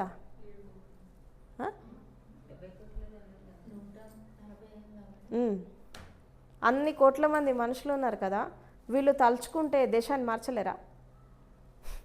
కష్టం అది. కానీ ఎవరైనా తలుచుకుంటున్నారా? అందరు ఏమనుకుంటారు, మా పూట మాకు గడిస్తే చాలు, మా తిండి మాకు దొరికితే చాలు, మేము బతికితే చాలు, దేశం ఎటన్నా పోని, సమాజం ఎటన్నా పోని, మాకేం సంబంధం అని వీళ్ళు ఆలోచిస్తున్నారు. పొలిటికల్ లీడర్స్ ఏం ఆలోచిస్తున్నారు, వాడికి పదవి రాగానే 5 ఏళ్లలో నేను ఎన్ని కోట్లు సంపాదిస్తాను, తరతరాలుగా తిన్నటువంటి ఆస్తులు సంపాదించానా, స్విస్ బ్యాంక్లో పెట్టుకున్నానా, ఈ 5 ఏళ్ళు నేను ఎంత లాగేసుకున్నా దేశ సంపదని, తర్వాత నేను దిగిపోయినా పర్లేదు, తర్వాత నాకు పదవి వస్తుందో అది వాడికి గ్యారంటీ లేదు కదా, ఉన్న 5 ఏళ్లలోనే వాడు సర్దుకుంటున్నాడు. కాబట్టి ఎవరికి వాళ్ళు స్వార్థపూరితంగా జీవించడం వల్ల ఏమైపోతుందంటే ఎక్కడ డెవలప్మెంట్ అక్కడే ఆగిపోయింది. మరి వ్యవస్థ ఎలా మారుతుంది? అసలు నిజంగా మనిషికి స్వేచ్ఛాయుతమైనటువంటి జీవితం ఎప్పుడు వస్తుంది అంటే ఇక్కడ ఇవన్నీ జరగడానికి ముఖ్యమైనటువంటి కారణం ఏంటి? ముఖ్యమైనటువంటి కారణం ఏంటి ఇవన్నీ జరగడానికి? ఓవరాల్గా తీసుకుంటే మనకు కనబడేది ఏంటి అంటే మనిషి లోపల మార్పు రానంత వరకు ఏది మారదు. మనిషి ఆలోచన విధానం మారనంత వరకు ఏది మారదు. ఒక మనిషి యొక్క స్థితిగతులు మారనంత వరకు ఏది మారదు. ఎందుకంటే దేశం అంటే ఏదో మ్యాప్ కాదు, దేశం అంటే జియోగ్రఫికల్ లొకేషన్ కాదు, దేశం అంటే మనుషులే కదా. దేశం అంటే మట్టి కాదు, మైదానాలు కాదు, కొండలు కాదు, గుట్టలు కాదు. దేశం అంటే ఎన్ని మైదానాలు, ఎన్ని గుట్టలు, ఎన్ని ఏమున్నప్పటికీ కూడా మనుషులు లేకపోతే దేశం అనరు. కాబట్టి దేశం అంటే మట్టి కాదు, మనుషులు. కాబట్టి ఈ ప్రతి ఒక్క మనిషి అభివృద్ధి చెందాలి, ఈ సామాజిక స్థితిగతులు మారాలి అని ఎంతోమంది ఎన్నో రకాలుగా కష్టపడ్డారు. అయినా మార్పు రాలేదు. ఎందుకు రాలేదంటే ఇప్పుడు ఎవరైతే ఇది కావాలని కోరుకున్నారో వాళ్ళ వెనకాల ఉన్నటువంటి మనుషులు ఎవరైతే ఉన్నారో వాళ్ళు దీన్ని క్యారీ ఫార్వర్డ్ చేయలేకపోతున్నారు ఒకటి. అండ్ రెండో కారణం ఏంటి అంటే మనము రకరకాల స్థితిగతుల్ని ఎదుర్కొంటూ మనం ముందుకు పోతున్నటువంటి క్రమంలో కూడా నేను అభివృద్ధి చెందాక పక్కన వాళ్ళకి మనం హెల్ప్ చేయాలి అనేటటువంటి ఆ హెల్ప్ఫుల్ నేచర్, ఆ మైత్రి బంధనము అది లేదు మనుషులకి. నేను ఒక్కడిని బాగుపడితే చాలు, పక్కన వాళ్ళు ఏమన్నా అయిపోయి అంటే అప్లిఫ్ట్మెంట్ చేయూతనివ్వడం అనేది లేదు. దీనివల్ల ఏం జరుగుతుంది అంటే ఎక్కడ వేసిన గొంగడి అక్కడే ఉంది. కాబట్టి ఈ భారతదేశంలో జరుగుతున్నటువంటి పరిణామాలు ఏవైతే ఉన్నాయో అది అవినీతి కానీ, అక్రమాలు కానీ, మోసాలు కానీ, క్యాపిటలిజం కానీ, బ్యూరోక్రసీ కానీ, ఈ సైకోఫెన్సీ, ప్రిటెండెన్సీ, గ్రీడ్, ఈ రకరకాల డిస్క్రిమినేషన్స్ ఇవన్నీ కూడా పోవాలి అంటే అసలు నిజంగా ఒక వ్యక్తి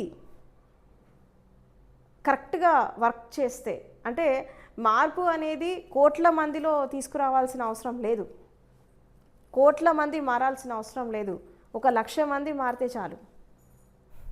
ఆ ప్రభావం ఎన్నో కోట్ల మంది మీద పడుతుంది. 1,00,000 మంది మారితే ఎన్నో కోట్ల మంది మీద పడుతుంది.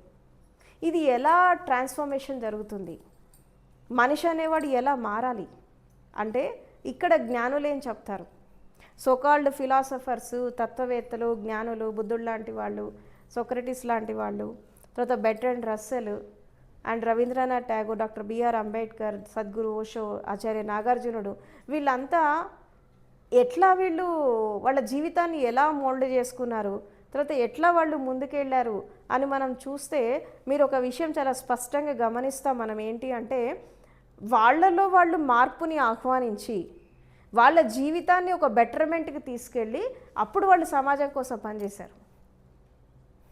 ఇక్కడ మనకి డాక్టర్ బిఆర్ అంబేద్కర్ లైఫ్లో ఒక చిన్న సంఘటన జరుగుతుంది.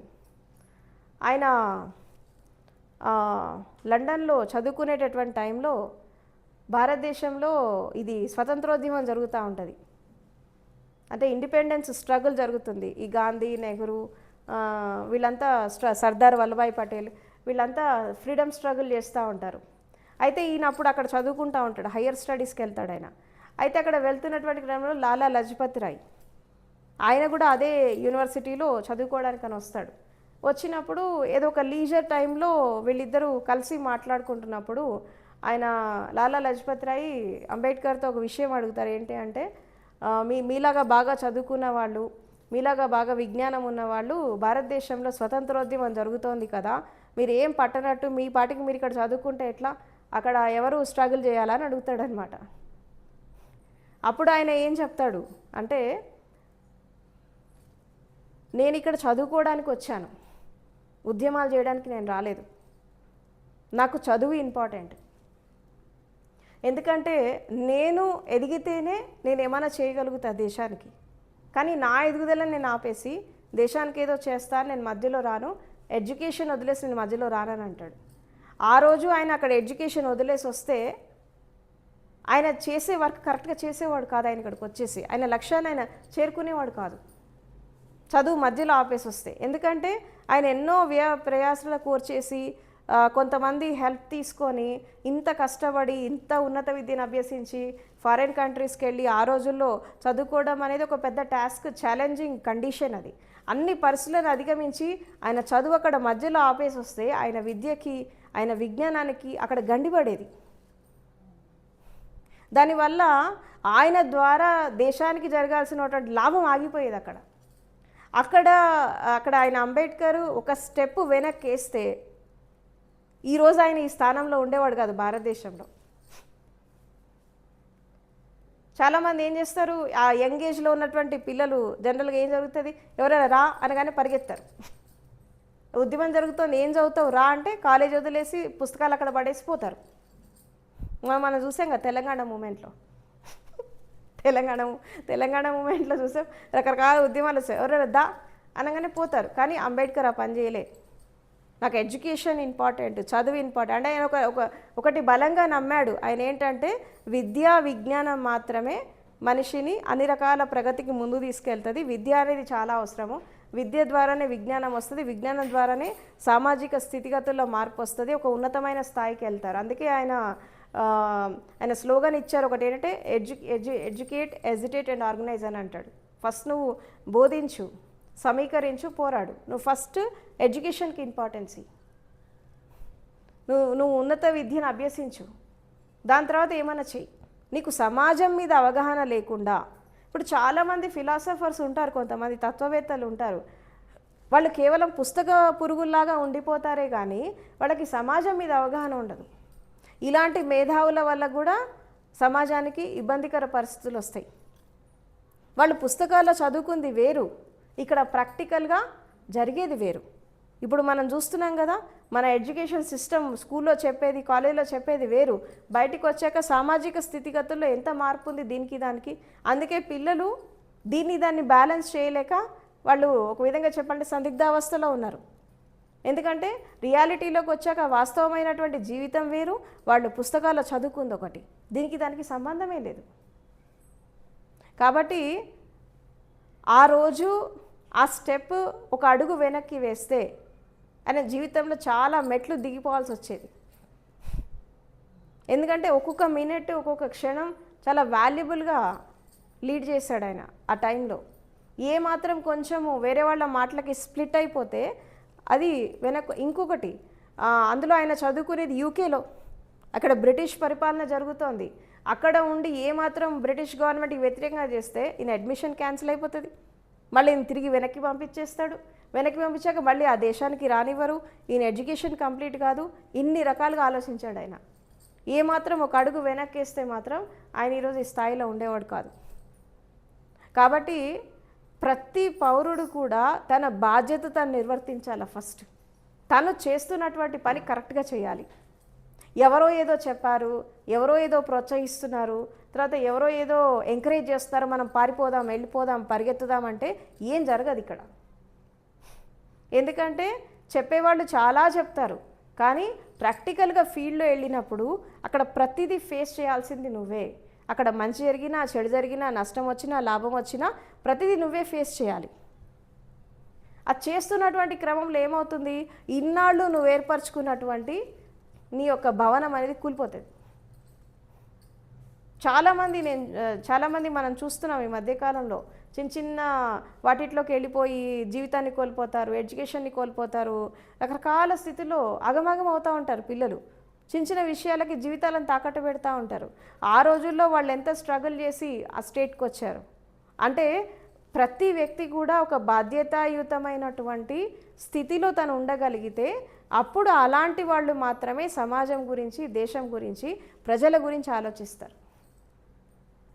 ఇప్పుడు లీడర్షిప్ క్వాలిటీస్ అనేవి ఏదో చదువు చదివితేనో 4 చోట్ల తిరిగితేనో రావు. సమాజాన్ని అర్థం చేసుకోవాలి, సమాజ స్థితిగతులను అర్థం చేసుకోవాలి, తర్వాత స్వయాన్ని అర్థం చేసుకోవాలి, జీవితాన్ని అర్థం చేసుకోవాలి, తర్వాత తన లోపల ఉన్నటువంటి జ్ఞానాన్ని పైకి తీసుకురావాలి, తన లోపల ఉండే విజ్ఞానాన్ని బయటికి తీసుకురావాలి. జ్ఞానం అనేది బయట నుంచి రాదు, నీ జీవితం నుంచి వస్తుంది. ఎక్కడో పుస్తకాలు చదివితే రాదు, ఇది నీ అనుభవం నుంచి వస్తుంది. జ్ఞానం అంటే అనుభవమే జ్ఞానము. ఏదైతే నువ్వు జీవితంలో మంచి చెడు ఏదైతే అనుభవిస్తావో అదే జ్ఞానం. ఎవరైతే జీవితానుభవాన్ని తీసుకొని జీవితాన్ని పరిపూర్ణంగా జీవించి ఒక ధర్మ మార్గంలో, సత్య మార్గంలో జీవిస్తారో వాళ్ళ ద్వారానే ప్రపంచానికి లాభం జరుగుతుంది, దేశానికి లాభం జరుగుతుంది, సమాజానికి లాభం జరుగుతుంది. అందుకే ఏం చెప్తారు అంటే మీరు గమనించండి, ఏ ఫిలాసఫర్ని తీసుకున్నా, ఏ తత్వవేత్తని తీసుకున్నా, మీరు ఎవరైనా తీసుకోండి, మన గత చరిత్ర చూస్తే మనకు అర్థమవుతుంది. వాళ్ళు చేసేటటువంటి పని వదిలిపెట్టి వాళ్ళు పక్కదారి పట్టలేదు. మీరు గమనించండి, ప్రతి ఒక్కళ్ళ చరిత్ర చూడండి, మీరు చదవండి, మీకు తెలుస్తుంది. వాళ్ళు ఏదన్నా ఒక లక్ష్యం, సంకల్ప బలం పెట్టుకొని నేను ఇది చెయ్యాలి అని దాని మీద రిజర్వ్డ్ అయిపోతే ఇక అది ఎవరు అడ్డొచ్చినా దాన్ని తప్పేవాళ్ళు కాదు. అది కంప్లీట్ కాకుండా వాళ్ళు బయటకు వెళ్ళేవాళ్ళు కానీ కాదు. ఎందుకంటే అంత సంకల్ప బలం. అంటే మైండ్ అనేది మనసుని ఎంత దృఢం చేసుకునేవాళ్ళు, ఆత్మవిశ్వాసాన్ని ఎంత దృఢం చేసుకునేవాళ్ళు, తర్వాత ఎంత సంకల్ప బలంతో వాళ్ళు జీవించారు అని మనం చూస్తే వాళ్ళకి ఒక విధంగా చెప్పాలంటే ఆ పనే ప్రపంచంగా జీవించారు. ఆ టైంలో, స్వతంత్రోద్యమం టైంలో ఎంతోమంది ఎన్నో రకాలుగా ప్రలోభపెట్టుంటారు, అవునా? ఇప్పుడు అంబేద్కర్ విషయంలో తీసుకుంటే చదువుకున్నాడని, విజ్ఞానం ఉందని, నాలెడ్జ్ ఉందని ఎంతోమంది ఎన్నో రకాలుగా ప్రలోభ పెట్టుంటాడు. కానీ ఆ ప్రలోభాలకు ఆయన లొంగలేదు. తన స్థితిలో తను ఎదగాలనుకున్నాడు. అండ్ తను తీసుకున్నటువంటి నిర్ణయం పైన, తను తీసుకున్నటువంటి సంకల్ప బలం పైన తను అట్లా నిలబడ్డాడు, ముళ్ళు మీద నిలబడ్డాడు కాబట్టే ఏదో ఒకటి చేశాడు. అలా చాలామంది కనబడతారు మనకి. అంటే జీవితంలో ఎప్పుడైనా కానీ గుర్తుపెట్టుకోండి, సమాజం కోసం బతకడము, దేశం కోసం బతకడం అంటే ఏంటి తెలుసా? ఫస్ట్ నీ కోసం నువ్వు బతుకు. నిన్ను నువ్వు వదిలేసుకొని, నువ్వు చేసే పనులను ఆపేసుకొని, నీ జీవితాన్ని పణంగా పెట్టి, నీ జీవితాన్ని నువ్వు త్యాగం చేసి సమాజాన్ని నువ్వేం ఉద్ధరించలేవు. ఎందుకంటే నిన్ను నువ్వే కోల్పోతున్నావు, సమాజాన్ని ఏమి ఉద్ధరిస్తారు? ఇప్పుడు చాలామంది ఏం చేస్తున్నారు, నీ లైఫ్ ఎటన్నా పోని, నువ్వు దా అనగానే వెళ్ళిపోతారు, నువ్వు రా అనగానే పోతారు. ఇక్కడ పోతున్నటువంటి టైంలో వీళ్ళు ఏం కోల్పోతున్నారు ఇక్కడ అని చెప్పి ఆలోచించరు. ఒక క్షణము, అందుకే బ్యాక్ థింకింగ్ ఉండాలి మనిషికి. అంటే వెనకాల ఆలోచించాలా.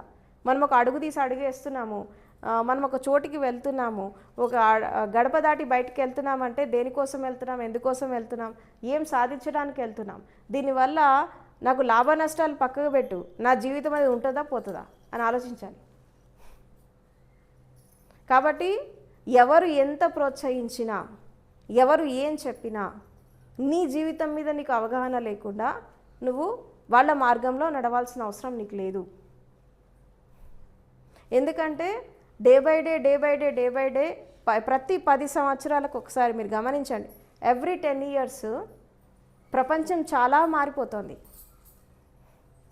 ఏదో 50 సంవత్సరాలకి 30 సంవత్సరాలకి మార్పు రావడం ఒకప్పుడు జరిగింది, కానీ ఇప్పుడు ఎవ్రీ 10 years ఒక చేంజ్ వస్తుంది సొసైటీలో.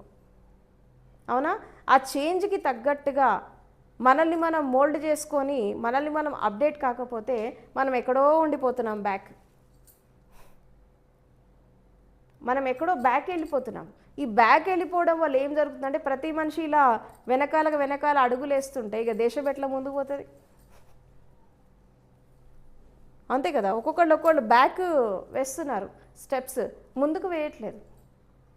ఎందుకు? దీని వెనకాల ముఖ్యమైన కారణం ఏంటంటే మన జీవిత విధానం, మన స్థితిగతులు, మనం చేసేటటువంటి మన పని, మన సంకల్ప బలం, మన నడత, మన నడవడిక, మన జీవిత శైలి, ఇది మారనంత వరకు ఏది మారదు. ఎందుకంటే వ్యక్తి change starts from the individual and ultimately it extends to the society at large అని అంటారు. అంటే మార్పు అనేది మనిషి నుంచి మొదలవుతుంది, దాని తర్వాత సమాజం మారుతుంది. చాలామంది సమాజం మారితే మా బతుకులు బాగుపడతాయి, గవర్నమెంట్ మారితే మా బతుకులు బాగుపడతాయి అని అనుకుంటారు. ఏం బాగుపడవు. నువ్వు మారనంత వరకు సమాజం ఎంత మారినా నీకు అది ఉపయోగపడదు. వ్యక్తి మార్పే సమాజం మార్పు, వ్యక్తి మారితే కుటుంబం మారుతుంది, కుటుంబం మారితే ఒక ఊరు మారుతుంది, ఊరు మారితే ఒక ప్రాంతం మారుతుంది. అట్లా స్టెప్ బై స్టెప్ అది సమాజానికి వెళ్తుంది.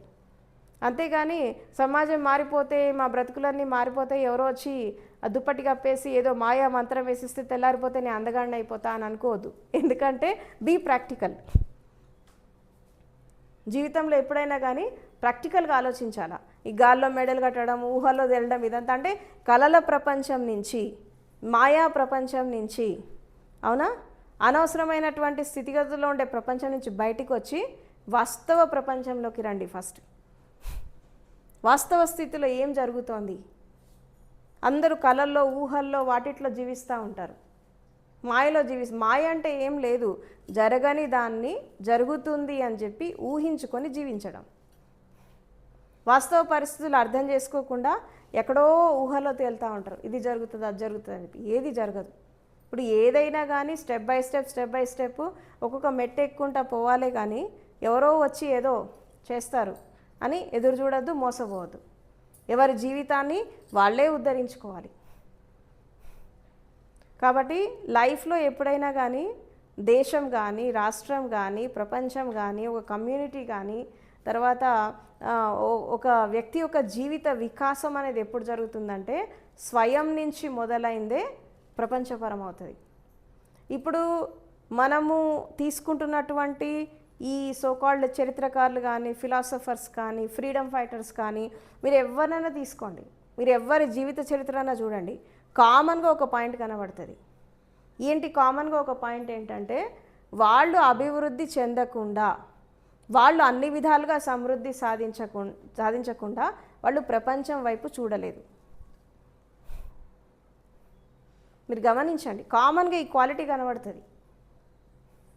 కొంచెం మిడిమిడి జ్ఞానం నేర్చేసుకొని నాకు అంతా తెలిసిపోయింది అనుకొని నేను ఏదో ప్రపంచాన్ని ఉద్ధరిస్తా అని చెప్పి పరిగెత్తలే వాళ్ళు. ఎప్పుడు ఏది చేసినా సంపూర్ణంగా నేర్చుకున్నారు, ఏ పని చేసినా కరెక్ట్గా చేశారు, చేసి దాంట్లో ఒక ప్రావీణ్యత, ఏమంటారు, ఎక్స్పర్టైజ్ సాధించారు, ప్రతిభ సాధించారు, విజ్ఞానాన్ని సాధించారు, జ్ఞానాన్ని సాధించారు, దాని తర్వాత పంచారు పోయి. ఇప్పుడు రేపు ఒక పెద్ద మీటింగ్కి వెళ్తామనుకో, అందులో రకరకాల ఎక్స్పర్ట్స్ కూర్చుంటారు, అవునా? కూర్చున్నప్పుడు మనం ఒక జడ్జి లాగా వెళ్ళాము అక్కడికి, అవునా? We are answering to the questions అనుకుందాం. రకరకాల స్థితిగతుల నుంచి వచ్చిన పర్సన్స్ ఉంటారు. ఒక జడ్జిగా వెళ్ళినవాడు, ఒక ఎక్స్పర్ట్గా వెళ్ళినవాడు, ఒక ప్రొఫెషనల్ స్పీకర్గా వెళ్ళిన వాళ్ళు అక్కడ నాకు తెలిసిందే నేను సమాధానం చెప్తా అని చెప్పి అనుకోవద్దు. వాళ్ళని సంతృప్తి పరిచేలాగా నీ సమాధానం ఉండాలి. ఎందుకంటే అక్కడ అన్ని ఫీల్డ్స్ వాళ్ళు ఉంటారు. ఒకటి గుర్తుపెట్టుకోండి, నేను చాలామంది ఫిలాసఫర్స్ విషయంలో నేను ఒకటి కామన్గా చూసిన క్వాలిటీ ఏంటంటే వాళ్ళు కేవలము వాళ్ళు ఎంచుకున్న సబ్జెక్ట్స్లోనే వాళ్ళు ప్రావీణ్యత సాధించలేదు, అన్ని సబ్జెక్ట్స్లో సాధించారు. అన్ని సబ్జెక్ట్స్, అన్ని ఫిలాసఫీస్, అన్ని సిద్ధాంతాలు, అన్ని దేశ చరిత్రలు, అన్ని ప్రాంతాల చరిత్రలు. అంటే వాళ్ళకి తెలియని సబ్జెక్ట్ అంటూ లేదు. మూసలో పోసినట్టు బతకలే వాళ్ళు, యూనివర్సల్గా బతికారు. యూనివర్సల్గా ఎలా బ్రతికారు అంటే ఒక వ్యక్తి ఒక డిక్షనరీ లాగా, ఒక ఎన్సైక్లోపీడియా లాగా. ఎన్సైక్లోపీడియా అంటే గూగుల్ సెర్చ్లో మనం ఏది కొడితే ఆ మ్యాటర్ రావట్లా, అదేవిధంగా ఆ మనిషిని టచ్ చేస్తే ఏ సబ్జెక్ట్ అంటే ఆ సబ్జెక్ట్ వచ్చేస్తుంది. అంత ఎక్స్పర్టైజ్.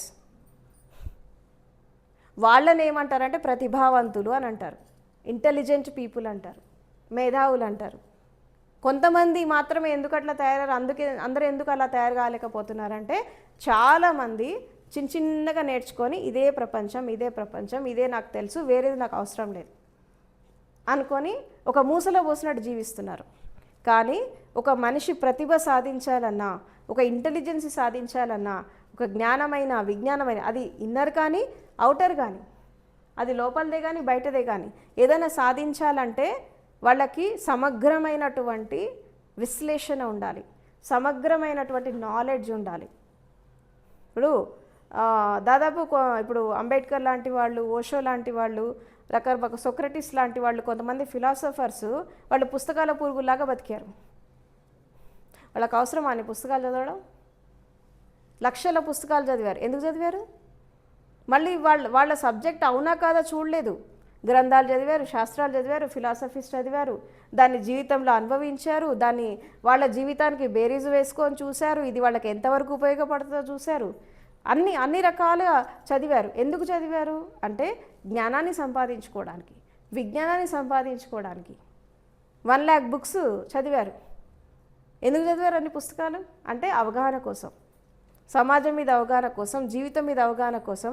ఏ ఫిలాసఫర్ ఎలా మాట్లాడారు, ఏ క్వశ్చన్ ఎక్కడి నుంచి వస్తే నేను ఎట్లా ఎక్స్పర్టైజ్ నేను ఆన్సర్ ఇవ్వాలి, ఏ సబ్జెక్ట్ నేను ఎలా మాట్లాడాలి, తర్వాత దేని మీద నేను ఎంత ప్రావీణ్యం సంపాదించాలి, ఇది నా జీవితానికి ఎంత ఉపయోగపడుతుంది, ఇది నా సామాజిక స్థితిగతులను ఎలా మారుస్తుంది, ఇదంతా కూడా చదివారు. ఇది చదవడం వల్ల ఏమైపోయిందంటే వాళ్ళకి సమాజం మీద పరిపూర్ణమైనటువంటి అవగాహన వచ్చేసింది. అప్పుడు ప్రతి ప్రాబ్లంకి వాళ్ళ దగ్గర సొల్యూషన్ ఉండేది. చాలా ఈజీగా చెప్పేసేవాళ్ళు. ఎందుకు చెప్పేశారు? కేవలం చదవడం మాత్రమే కాదు, మళ్ళీ చదివితేనే జ్ఞానం వస్తుందని అనుకోకండి. కేవలం చదవడం మాత్రమే కాదు, వాళ్ళ జీవితంలో అది ఆచరించారు కూడా. ప్రతి ఒక్క స్థితిని ఆచరించి చూశారు, ఆచరించి దాన్ని అనుభవించారు. అనుభవించినప్పుడు అప్పుడు అది ఒక జ్ఞానంలాగా బయటకు వచ్చింది. అలాంటి ఫిలాసఫర్స్, అలాంటి ఇంటెలిజెంట్ పీపుల్, అలాంటి మేధావులు ఈ రోజుల్లో లేరు. మళ్ళీ అలాంటి వాళ్ళలాగా ఇప్పుడున్న వాళ్ళు తయారైతే అప్పుడు దేశం ఏమైనా బాగుపడుతుంది. లేకపోతే ఎక్కడేసిన గొంగడి అక్కడే ఉంటుంది. కాబట్టి మన ప్రయత్నం అంతా ఒకటే. ఇప్పుడు మనం చేసే ప్రయత్నం, ఇప్పుడు Buddha innovative scientific research centre తరఫున కానీ సిద్ధార్థ ఫౌండేషన్ తరఫున మనం చేసే ప్రయత్నం ఒకటే, ఏంటంటే ఎవరు ఏ రంగంలో ఎదిగినా ఆ రంగం వరకే పరిమితం కాకుండా అన్ని రంగాలలో ప్రావీణ్యత సంపాదించాలి. ఎలా సంపాదిస్తారు? అనుభవంతో సంపాదిస్తారా, విజ్ఞానంతో సంపాదిస్తారా, జ్ఞానంతో సంపాదిస్తారా, లేకపోతే ఇంకేదైనా చేస్తారా, సాధన చేస్తారా, లేదా ధ్యానం చేస్తారా, సమాధిలోకి వెళ్తారా, లేదంటే ప్రపంచ యాత్ర చేస్తారా, ఏమైనా చేయండి కానీ సంపాదించాలి. ఎందుకు అంటే మనము ఎప్పుడు కానీ ఒక మనిషి విశ్వజనీనంగా ఎదగాల, సార్వభౌమికంగా ఎదగాలి. ఇప్పుడు ఒక వ్యక్తి ఒక కమ్యూనిటీకి చెందినవాడు కాదు. ఏ వ్యక్తి అయినా ఒక కమ్యూనిటీ, ఒక ప్రాంతము, ఒక స్థితి, ఒక కులము, ఒక మతము దీనికి చెందినవాడు కాదు. అసలు మనిషి అంటేనే యూనివర్సల్. మనిషి అంటేనే వాడు విశ్వానికి సంబంధించిన వాడు. గుర్తుపెట్టుకోండి, సంకుచితంగా ఆలోచించద్దు. మనిషి అంటేనే విశ్వజనీనంగా బతికేవాడు. అన్ని జీవరాశులకి మనిషికి ఒక తేడా ఉంది. ఏంటి అంటే మ్యాన్ అంటేనే ఇట్స్ స్మాల్ యూనివర్స్. మనిషి అంటేనే చిన్న విశ్వంతో సమానం. ఇది ఓషో చెప్తాడు. Man is a small universe అంటాడు. ఈ విశ్వములో ఏదైతే ఉందో నీ లోపల కూడా అన్నీ ఉన్నాయి. దాన్ని నువ్వు జాగృతం చేసుకో. నీ ప్రతిభను పెంచుకో, నీ ఇంటెలిజెన్సీని పెంచుకో, నీ క్రియేటివిటీని పెంచుకో, నీ మేధస్సుని పెంచుకో, నీ పరిధి పెంచుకో. బావిలో కప్పల్లాగా బతకద్దు, సంకుచిత మనస్తత్వంతో బతకద్దు. మనకి తెలిసిందే ఫైనల్ అని అనుకోవద్దు, మనకు తెలిసిందే జ్ఞానం అని అనుకోవద్దు. ఎందుకంటే జ్ఞానానికి నో ఎండింగ్. ఇట్స్ గోయింగ్ ఆన్ వాస్ట్గా వెళ్ళిపోతూ ఉంటుంది. దాన్ని బంధించలేవు, దానికి సంఖ్యలు వేయలేవు, దానికి పరిధి ఉండదు, స్కోప్ ఉండదు, ఏముండదు. విశ్వం ఎంత విశాలమైనదో, సముద్రం ఎంత విశాలమైనదో, జ్ఞానం కూడా అనంతమైనది. దీన్ని ఎంత అందుకున్నా తక్కువే. కాబట్టి లైఫ్లో ఎప్పుడు కూడా లర్నింగ్. నేను ఇంత మాట్లాడుతున్నా, ఇప్పటికీ నేను రీసెర్చ్ చేస్తాను, ఇప్పటికీ నేను వెతుకుతూనే ఉంటా టిల్ టుడే. అంటే డే టు డే రొటీన్ లైఫ్లో ఏమేమి అప్డేట్స్ వస్తున్నాయి, సైన్స్ అండ్ టెక్నాలజీ పరంగా, సామాజికంగా, భౌతికంగా ఎలాంటి మార్పులు వస్తున్నాయి అని ఇప్పటికీ నేను వెతుకుతూనే ఉంటా. నా రీసెర్చ్ ఇంకా కంటిన్యూ అవుతూనే ఉంది. ఇన్నర్గా జరుగుతోంది, అవుటర్గా కూడా జరుగుతోంది. కాబట్టి మనిషి యొక్క రీసెర్చ్ అనేది 2 రకాలుగా జరగాలి. ఒకటి ఇన్నర్లో జరగాలి, 2 అవుటర్లో జరగాలి. కేవలం అవుటర్లో జరిగితే మార్పు రాదు, కేవలం ఇన్నర్లో జరిగినా మార్పు రాదు. ఇన్నర్ అవుటర్ 2 కలిపితేనే ఒక మనిషి యొక్క సంపూర్ణమైనటువంటి జీవితం. అవుటర్ వరల్డ్ లేకుండా ఇన్నర్ వరల్డ్ ఉండదు, ఇన్నర్ వరల్డ్ లేకుండా అవుటర్ వరల్డ్ ఉండదు. కాబట్టి ఇన్నర్ వరల్డ్లో ఒక బుద్ధత్వాన్ని అందుకోవాలా, అవుటర్ వరల్డ్లో ఒక మేధస్సుని అందుకోవాలా. ఇట్లా ఒక మనిషి ఎదగగలిగితే ఆ మనిషి ద్వారానే ప్రపంచం అనేది బాగుపడుతుంది. సో అలాంటి మనుషులను తయారు చేయడానికి, తర్వాత అలాంటి వ్యక్తులని తీర్చిదిద్దడానికే మనం ఈ ప్రాజెక్ట్ అనేది తీసుకోవడం జరిగింది. సో కాబట్టి ఎవరు ఏ రంగంలో ఎదిగినా, ఏ ఫీల్డ్లో ఎదిగినా ఆ ఫీల్డ్ వరకే పరిమితం కాకుండా మీ బుర్రను పెంచుకోండి, బుద్ధిని పెంచుకోండి, మేధస్సుని పెంచుకోండి. తర్వాత మీ విస్తరణ, మీ పరిధి పెంచుకోండి. ప్రతి ఒక్క సబ్జెక్ట్ని, అది ఇన్నర్ అయినా అవుటర్ అయినా ఏదైనా సరే, అది అంతర్యాత్రకు సంబంధించింది కావచ్చు, ప్రపంచయాత్రకు సంబంధించింది కావచ్చు, అది ఏదైనా కావచ్చు, ప్రతిదాన్ని అర్థం చేసుకొని ఇది నాకెందుకులే, ఇది నాకు అవసరం లేదు, ఇది నా సబ్జెక్ట్ కాదు, దీనివల్ల నాకు తిండి వస్తుందా, బట్ట వస్తుందా, నేను బతుకుతానా, మనిషి కేవలము తిండి కోసం, బట్టల కోసం బతకడు. మనిషి జీవితం అంత చిన్నది కాదు. Man cannot live bread alone, ఇది అరిస్టాటిల్ చెప్తాడు ఈ మాట. మనిషి కేవలం తిండి కొరకో బట్ట కొరకో బతకడు, ఇంకా చాలా ఉంటాయి. నువ్వు మేధస్సు కోసం, విజ్ఞానం కోసం, జ్ఞానం కోసం జీవిస్తే నీకు అన్నీ వచ్చేస్తాయి. మనిషి చిన్న లాజిక్ మర్చిపోతాడు. ఇక్కడ ఏంటంటే మనం డబ్బు వెనకాల పరిగెడితే, మీకు చిన్న లాజిక్ చెప్తా, నువ్వు డబ్బు వెనకాల పరిగెడితే నీకంటే వేగంగా పరిగెడతాడు డబ్బు, నీకు అందదు అది. నువ్వు 24 గంటలు డబ్బు గురించి ఆలోచిస్తే నీకు డబ్బు రాదు. నువ్వు నీ ప్రతిభను పెంచుకో, నీ జ్ఞానాన్ని పెంచుకో, నీ విజ్ఞానాన్ని పెంచుకో, నువ్వు చేసేటటువంటి పనిలో క్వాలిటీ పెంచుకో. పని కోసం పని చేయి, డబ్బు కోసం చేయకు. పని కోసం ఎప్పుడైతే నువ్వు పని చేస్తావో డబ్బు నిన్ను వెతుక్కుంటా వస్తుంది. ఇవాళ రేపు జనాలకి చాలామంది తెలియని విషయం, డబ్బు తెల్లాలేస్తే అదే కలగంటారు, దాన్ని తింటారు, తెల్లాలేసి దాని గురించి ఆలోచిస్తూ ఉంటారు. అట్లా ఆలోచిస్తే ఏం రాదు, అనవసరంగా లైఫ్ డిస్టర్బ్ అవుతుంది. కాబట్టి ప్రతిభావంతులు, విజ్ఞానంగా ఉన్నవాళ్ళు, జ్ఞానంతో ఉండేవాళ్ళు, వాళ్ళు ఏం కష్టపడకుండానే వాళ్ళకి అన్నీ వచ్చేస్తూ ఉంటాయి. ఎందుకు వస్తాయి అంటే ఎక్కడైతే ప్రతిభ ఉంటుందో అక్కడ సంపద కూడా ఉంటుంది. మనకు చాలామంది ఎగ్జాంపుల్ దీనికి, ఇప్పుడు బిల్ గేట్స్ ఉన్నాడు ఫర్ ఎగ్జాంపుల్. ఆయన ఇంటర్ ఫెయిల్ అయ్యాడు. ఆయన ఫ్రెండ్స్ అంతా కూడా బీటెక్లు, ఎంటెక్లు, పెద్ద పెద్ద చదువులు చదివారు. ఈయన మైక్రోసాఫ్ట్ కంపెనీ పెట్టాక ఈయనకున్న ప్రతిభ, ఆయన ఏం పెట్టుబడి పెట్టాడు అక్కడ? ప్రతిభ, ఇంటెలిజెన్సీ పెట్టాడు. ఆ మైక్రోసాఫ్ట్ కంపెనీ పెట్టాక ఈ బీటెక్లు, ఎంటెక్లు చేసిన వాళ్ళంతా ఆయన దగ్గర ఉద్యోగాలు చేరాడు. ఈయనేమో కంపెనీ ఓనరు, ఇంటర్మీడియట్ చదివినవాడు కంపెనీ ఓనరు, బాగా చదువుకున్న వాళ్ళు ఎంప్లాయీస్. ఇక్కడ తెలివిగల వాళ్ళు ఎవరు? ఇక్కడ చదువుకి ప్రతిభకి ఏమైనా సంబంధం ఉందా? లేదు. తెలివితేటలు అనేవి చదువుతో రావు, నువ్వు బుర్రబెట్టి ఆలోచిస్తే వస్తుంది. ఎందుకంటే ప్రతి మనిషి లోపల ఒక ఇంటెలిజెన్సీ ఉంటుంది, ఒక పొటెన్షియాలిటీ ఉంటుంది, ఒక మేధస్సు ఉంటుంది. దానికి పదును పెడితే అన్ని ప్రపంచంలో సంపద అంతా నీ దగ్గరకు వచ్చేస్తుంది. ఇవాళ రేపు ప్రపంచాన్ని ఏలుతున్నవేంటి? ప్రపంచాన్ని ఏమి వెళ్తున్నాయి? లీడర్స్ కాదు ఏలేది, సోషల్ మీడియా వెళ్తుంది ప్రపంచాన్ని. వాట్సాప్, ట్విట్టర్, ఫేస్బుక్, ఇన్స్టాగ్రామ్ ఇవి వెళ్తున్నాయి. అది కనిపెట్టిన వాడు కోటీశ్వరుడు అయిపోయాడు, వీళ్ళేమో పిచ్చోళ్ళు అయిపోయారు అది చూసుకుంటా. కాదు, అవి కనిపెట్టిన వాళ్ళంతా కోటీశ్వర్లు అయిపోయి వాళ్ళు హాయిగా బతుకుతున్నారు. అది చూసుకుంటూ వీళ్ళు పిచ్చోళ్ళు అయిపోతున్నారు. వీళ్ళకు ఉన్న మేధస్సు కూడా పోగొట్టుకుంటున్నారు. ఉన్న మేధస్సు కూడా పోతుంది, ఏదో కాస్తో కూస్తో ఉన్నది కూడా పోతుంది. అది కూడా అంటే ఇది ఒక ఇవాళ రేపు అన్ని ఎడిక్షన్స్ కంటే ఒక గొప్ప ఎడిక్షన్ ఏంటంటే mobile phone addiction, smart phone addiction. Drug addiction కంటే డేంజరస్ ఇది. పుట్టిన పిల్లల దగ్గర నుంచి చచ్చిపోయే ముసలోళ్ళ వరకు ఈ అడిక్షన్ ఎక్కువైపోయింది. పగలు లేదు, రాత్రి లేదు, అర్ధరాత్రి లేదు, నిద్ర లేదు, తిండి లేదు, ఏం లేదు. తిండి లేకపోయినా ఉండగలుగుతున్నారు, నిద్ర లేకపోయినా ఉండగలుగుతారు, కానీ అది లేకపోతే ఉండలేకపోతున్నారు. అంటే ఇది కూడా ఒక ఎడిక్షనే, mobile phone addiction. And America లాంటి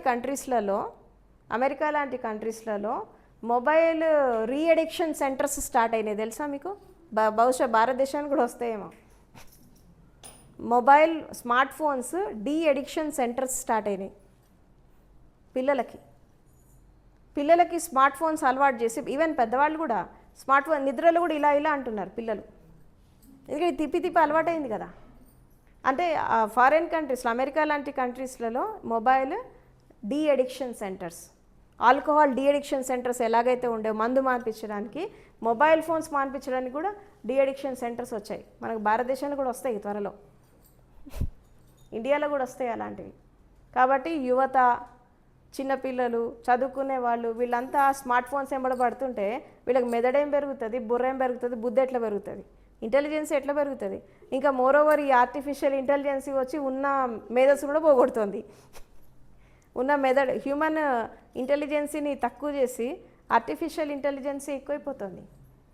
చాట్ జీపీటీలు అండ్ ఏఐ, తర్వాత బెటా ఫోన్స్, ఇవన్నీ యాప్స్, ఇవన్నీ వచ్చేసి ఏం చేస్తున్నాయి? ఉన్న కాస్తో కూస్తో ఉన్నటువంటి తెలివితేటలు కూడా లాగేసుకుంటున్నాయి. కాబట్టి ఇప్పుడు దేశం అనేది అభివృద్ధి చెందాలన్నా, ఒక వ్యక్తి జీవితం అభివృద్ధి చెందాలన్నా కృత్రిమ మేధస్సు కాదు, మానవ మేధస్సుకి పదును పెట్టాలి. హ్యూమన్ ఇంటెలిజెన్స్, హ్యూమన్ ఎక్సలెన్స్, దీనికి పదును పెట్టి ఎవరి జీవితాన్ని వాళ్ళు మార్చుకుంటూ, జీవితాన్ని సంకుచితంగా కాకుండా, నారో మైండెడ్ కాకుండా బ్రాడ్ మైండ్గా ఆలోచించడం అంటే సమాజం గురించి ఆలోచించడం కాదు, నీ జీవితం గురించి నువ్వు ఆలోచించు.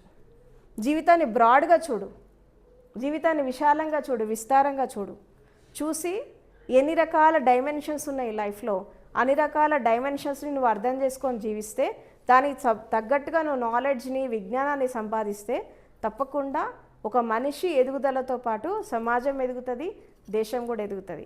కాబట్టి నిజమైన స్వేచ్ఛ, అసలైన బానిసత్వం ఏంటి ఇక్కడ అది చెప్తాను. ఫస్ట్ అసలైన బానిసత్వం ఏంటంటే మానసిక బానిసత్వమే అసలైన బానిసత్వం.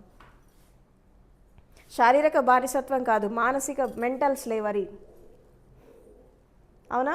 ఇప్పుడు ఒక మనిషి నీకు ఇష్టం లేడు, వదిలేసి వచ్చావు, మైండ్ని లోకుండా తీసేసావా మనిషిని ఇమ్మీడియట్గా తీయగలవా మైండ్లోంచి? అదేంటి? Mental slavery. మనిషిని అయితే వదిలేసి వచ్చావు, కానీ మనసు అక్కడే వదిలేసి వచ్చావు, మనసును తెచ్చుకోలేక శరీరంతో పాటు. ఇదేంటి? Mental slavery. నువ్వు ఎక్కడ ఉన్నా, ఎలా ఉన్నా, ఏ స్థితిలో ఉన్నా 24 hours నువ్వు వాళ్ళ గురించి ఆలోచిస్తూనే ఉంటావు. అవునా? ఏదో ఒక టైంలో అది గుర్తొస్తూనే ఉంటారు. అదేవిధంగా ప్రతి ఒక్క విషయంలో మానసిక బానిసత్వం అనేది మెయిన్. ఈ మానసిక బానిసత్వం ఉన్నంత కాలము మనిషికి నిజమైనటువంటి స్వేచ్ఛ అనేది రాదు. ఈ మానసిక బానిసత్వం ఎట్లా పోతుంది? ఇప్పుడు శారీరక బానిసత్వం అంటే ఉద్యమాలు చేసి, విప్లవాలు చేసి, ఇది చేసి, అది చేసి, సామాజిక స్థితిగతులు మార్చుకొని అందరిని ఎళ్ళగొట్టి శారీరకంగా విముక్తి పొందారు అనుకుందాం కొంత మేరకు. బట్ మానసిక బానిసత్వం ఎట్లా పోతుంది? Mental slavery. ఒకళ్ళు ఇంకొకళ్ళు అధీనంలో జీవిస్తున్నారు. అక్కడ డామినేషన్ అనేది శారీరకంగా కాదు, మానసికంగా. ఈ మానసికమైనటువంటి బానిసత్వాన్ని ఎలా తీసేసుకుంటారు అంటే అక్కడ మళ్ళీ స్పిరిచువాలిటీకి రావాలి. మానసిక బానిసత్వం పోవాలంటే మళ్ళీ you have to come to spirituality, inner world. బుద్ధుడు ఎందుకయ్యాడు? బుద్ధుడు ఎందుకైనా అంటే ఆయన బుద్ధుడిలో ఉండేటువంటి క్వాలిటీ ఏంటి? ఏంటి క్వాలిటీ? స్వేచ్ఛ. ఏంటి? శారీరక స్వేచ్ఛ, మానసిక స్వేచ్ఛ, ఆత్మీయమైనటువంటి స్వేచ్ఛ, జీవితం పట్ల స్వేచ్ఛ, అన్ని విధాల టోటల్ ఫ్రీడమ్, అల్టిమేట్ ఫ్రీడమ్ అంటే పరిపూర్ణమైనటువంటి స్వేచ్ఛ. శారీరకంగా, మానసికంగా, హృదయపరంగా, జీవితపరంగా, ప్రపంచపరంగా అన్ని విధాలైనటువంటి స్వేచ్ఛ. That is ultimate freedom. ఆ అల్టిమేట్ ఫ్రీడమ్నే మనం ఏమంటాం? ఎన్లైటన్మెంట్ అంటాం. Enlightenment is nothing but ultimate freedom. అంటే పరమ స్వేచ్ఛనే మనము జ్ఞానోదయం అంటాం. అంటే ఎట్లా ఆ జ్ఞానం అనేది ఎలా ఉదయిస్తుంది అంటే ఇన్ని రకాల స్థితులను దాటుకుంటూ రావాలి మనిషి. కాబట్టి సంకుచితత్వము, తర్వాత దృష్టి సంకుచితంగా ఉండడము, జీవితం సంకుచితంగా ఉండడము, వాళ్ళ ఆలోచన విధానం సంకుచితంగా ఉండడం, దీనివల్ల ఏం జరుగుతుందంటే మనిషి బ్రాడ్గా ఆలోచించలేకపోతున్నాడు. బావిలో కప్పలేక బతుకుతున్నారు. మాకు తెలిసిందే ఫైనల్, మాకు తెలిసిందే ఫైనల్. ఎప్పుడు అట్లా బతకదు. ఎందుకంటే జీవితం చాలా పెద్దది, జ్ఞానం అనేది చాలా పెద్దది. ఎంత నేర్చుకుంటే నేర్చుకోవాల్సింది చాలా ఉంటుంది, ఎంత తెలుసుకున్నా తెలుసుకోవాల్సింది చాలా ఉంటుంది. కాబట్టి ఎంత పెద్ద మేధావి అయినా ప్రపంచంలో తను తెలుసుకుంది అణువంతే, తను తెలుసుకోవాల్సింది కొండంత ఉంటుంది. ఈ కొండని తవ్వుతూ తవ్వుతూ తవ్వుతూ పోతున్నప్పుడు చాలా చాలా రహస్యాలు బయటకు వస్తూ ఉంటాయి. కాబట్టి ఒక వ్యక్తి, ఒక కుటుంబము, ఒక సమాజము, ఒక దేశం అభివృద్ధి చెందాలంటే ప్రతి వ్యక్తి తనతో మొదలైనటువంటి మార్పుని ఆహ్వానించి తన జీవితాన్ని మార్చుకొని తను అన్ని రకాలుగా ఎదిగి అప్పుడు సామాజిక స్థితిగతుల్ని తన సమృద్ధితో ఎవరైతే మార్చగలుగుతారో వాళ్ళతో మాత్రమే దేశం అభివృద్ధి చెందుతుంది. కాబట్టి అలాంటి మనుషులను తయారు చేయడానికి, ఇప్పుడున్న మనుషులను అలా తయారు చేయడానికి మనం ముందుకెళ్దాం. Thank you so much.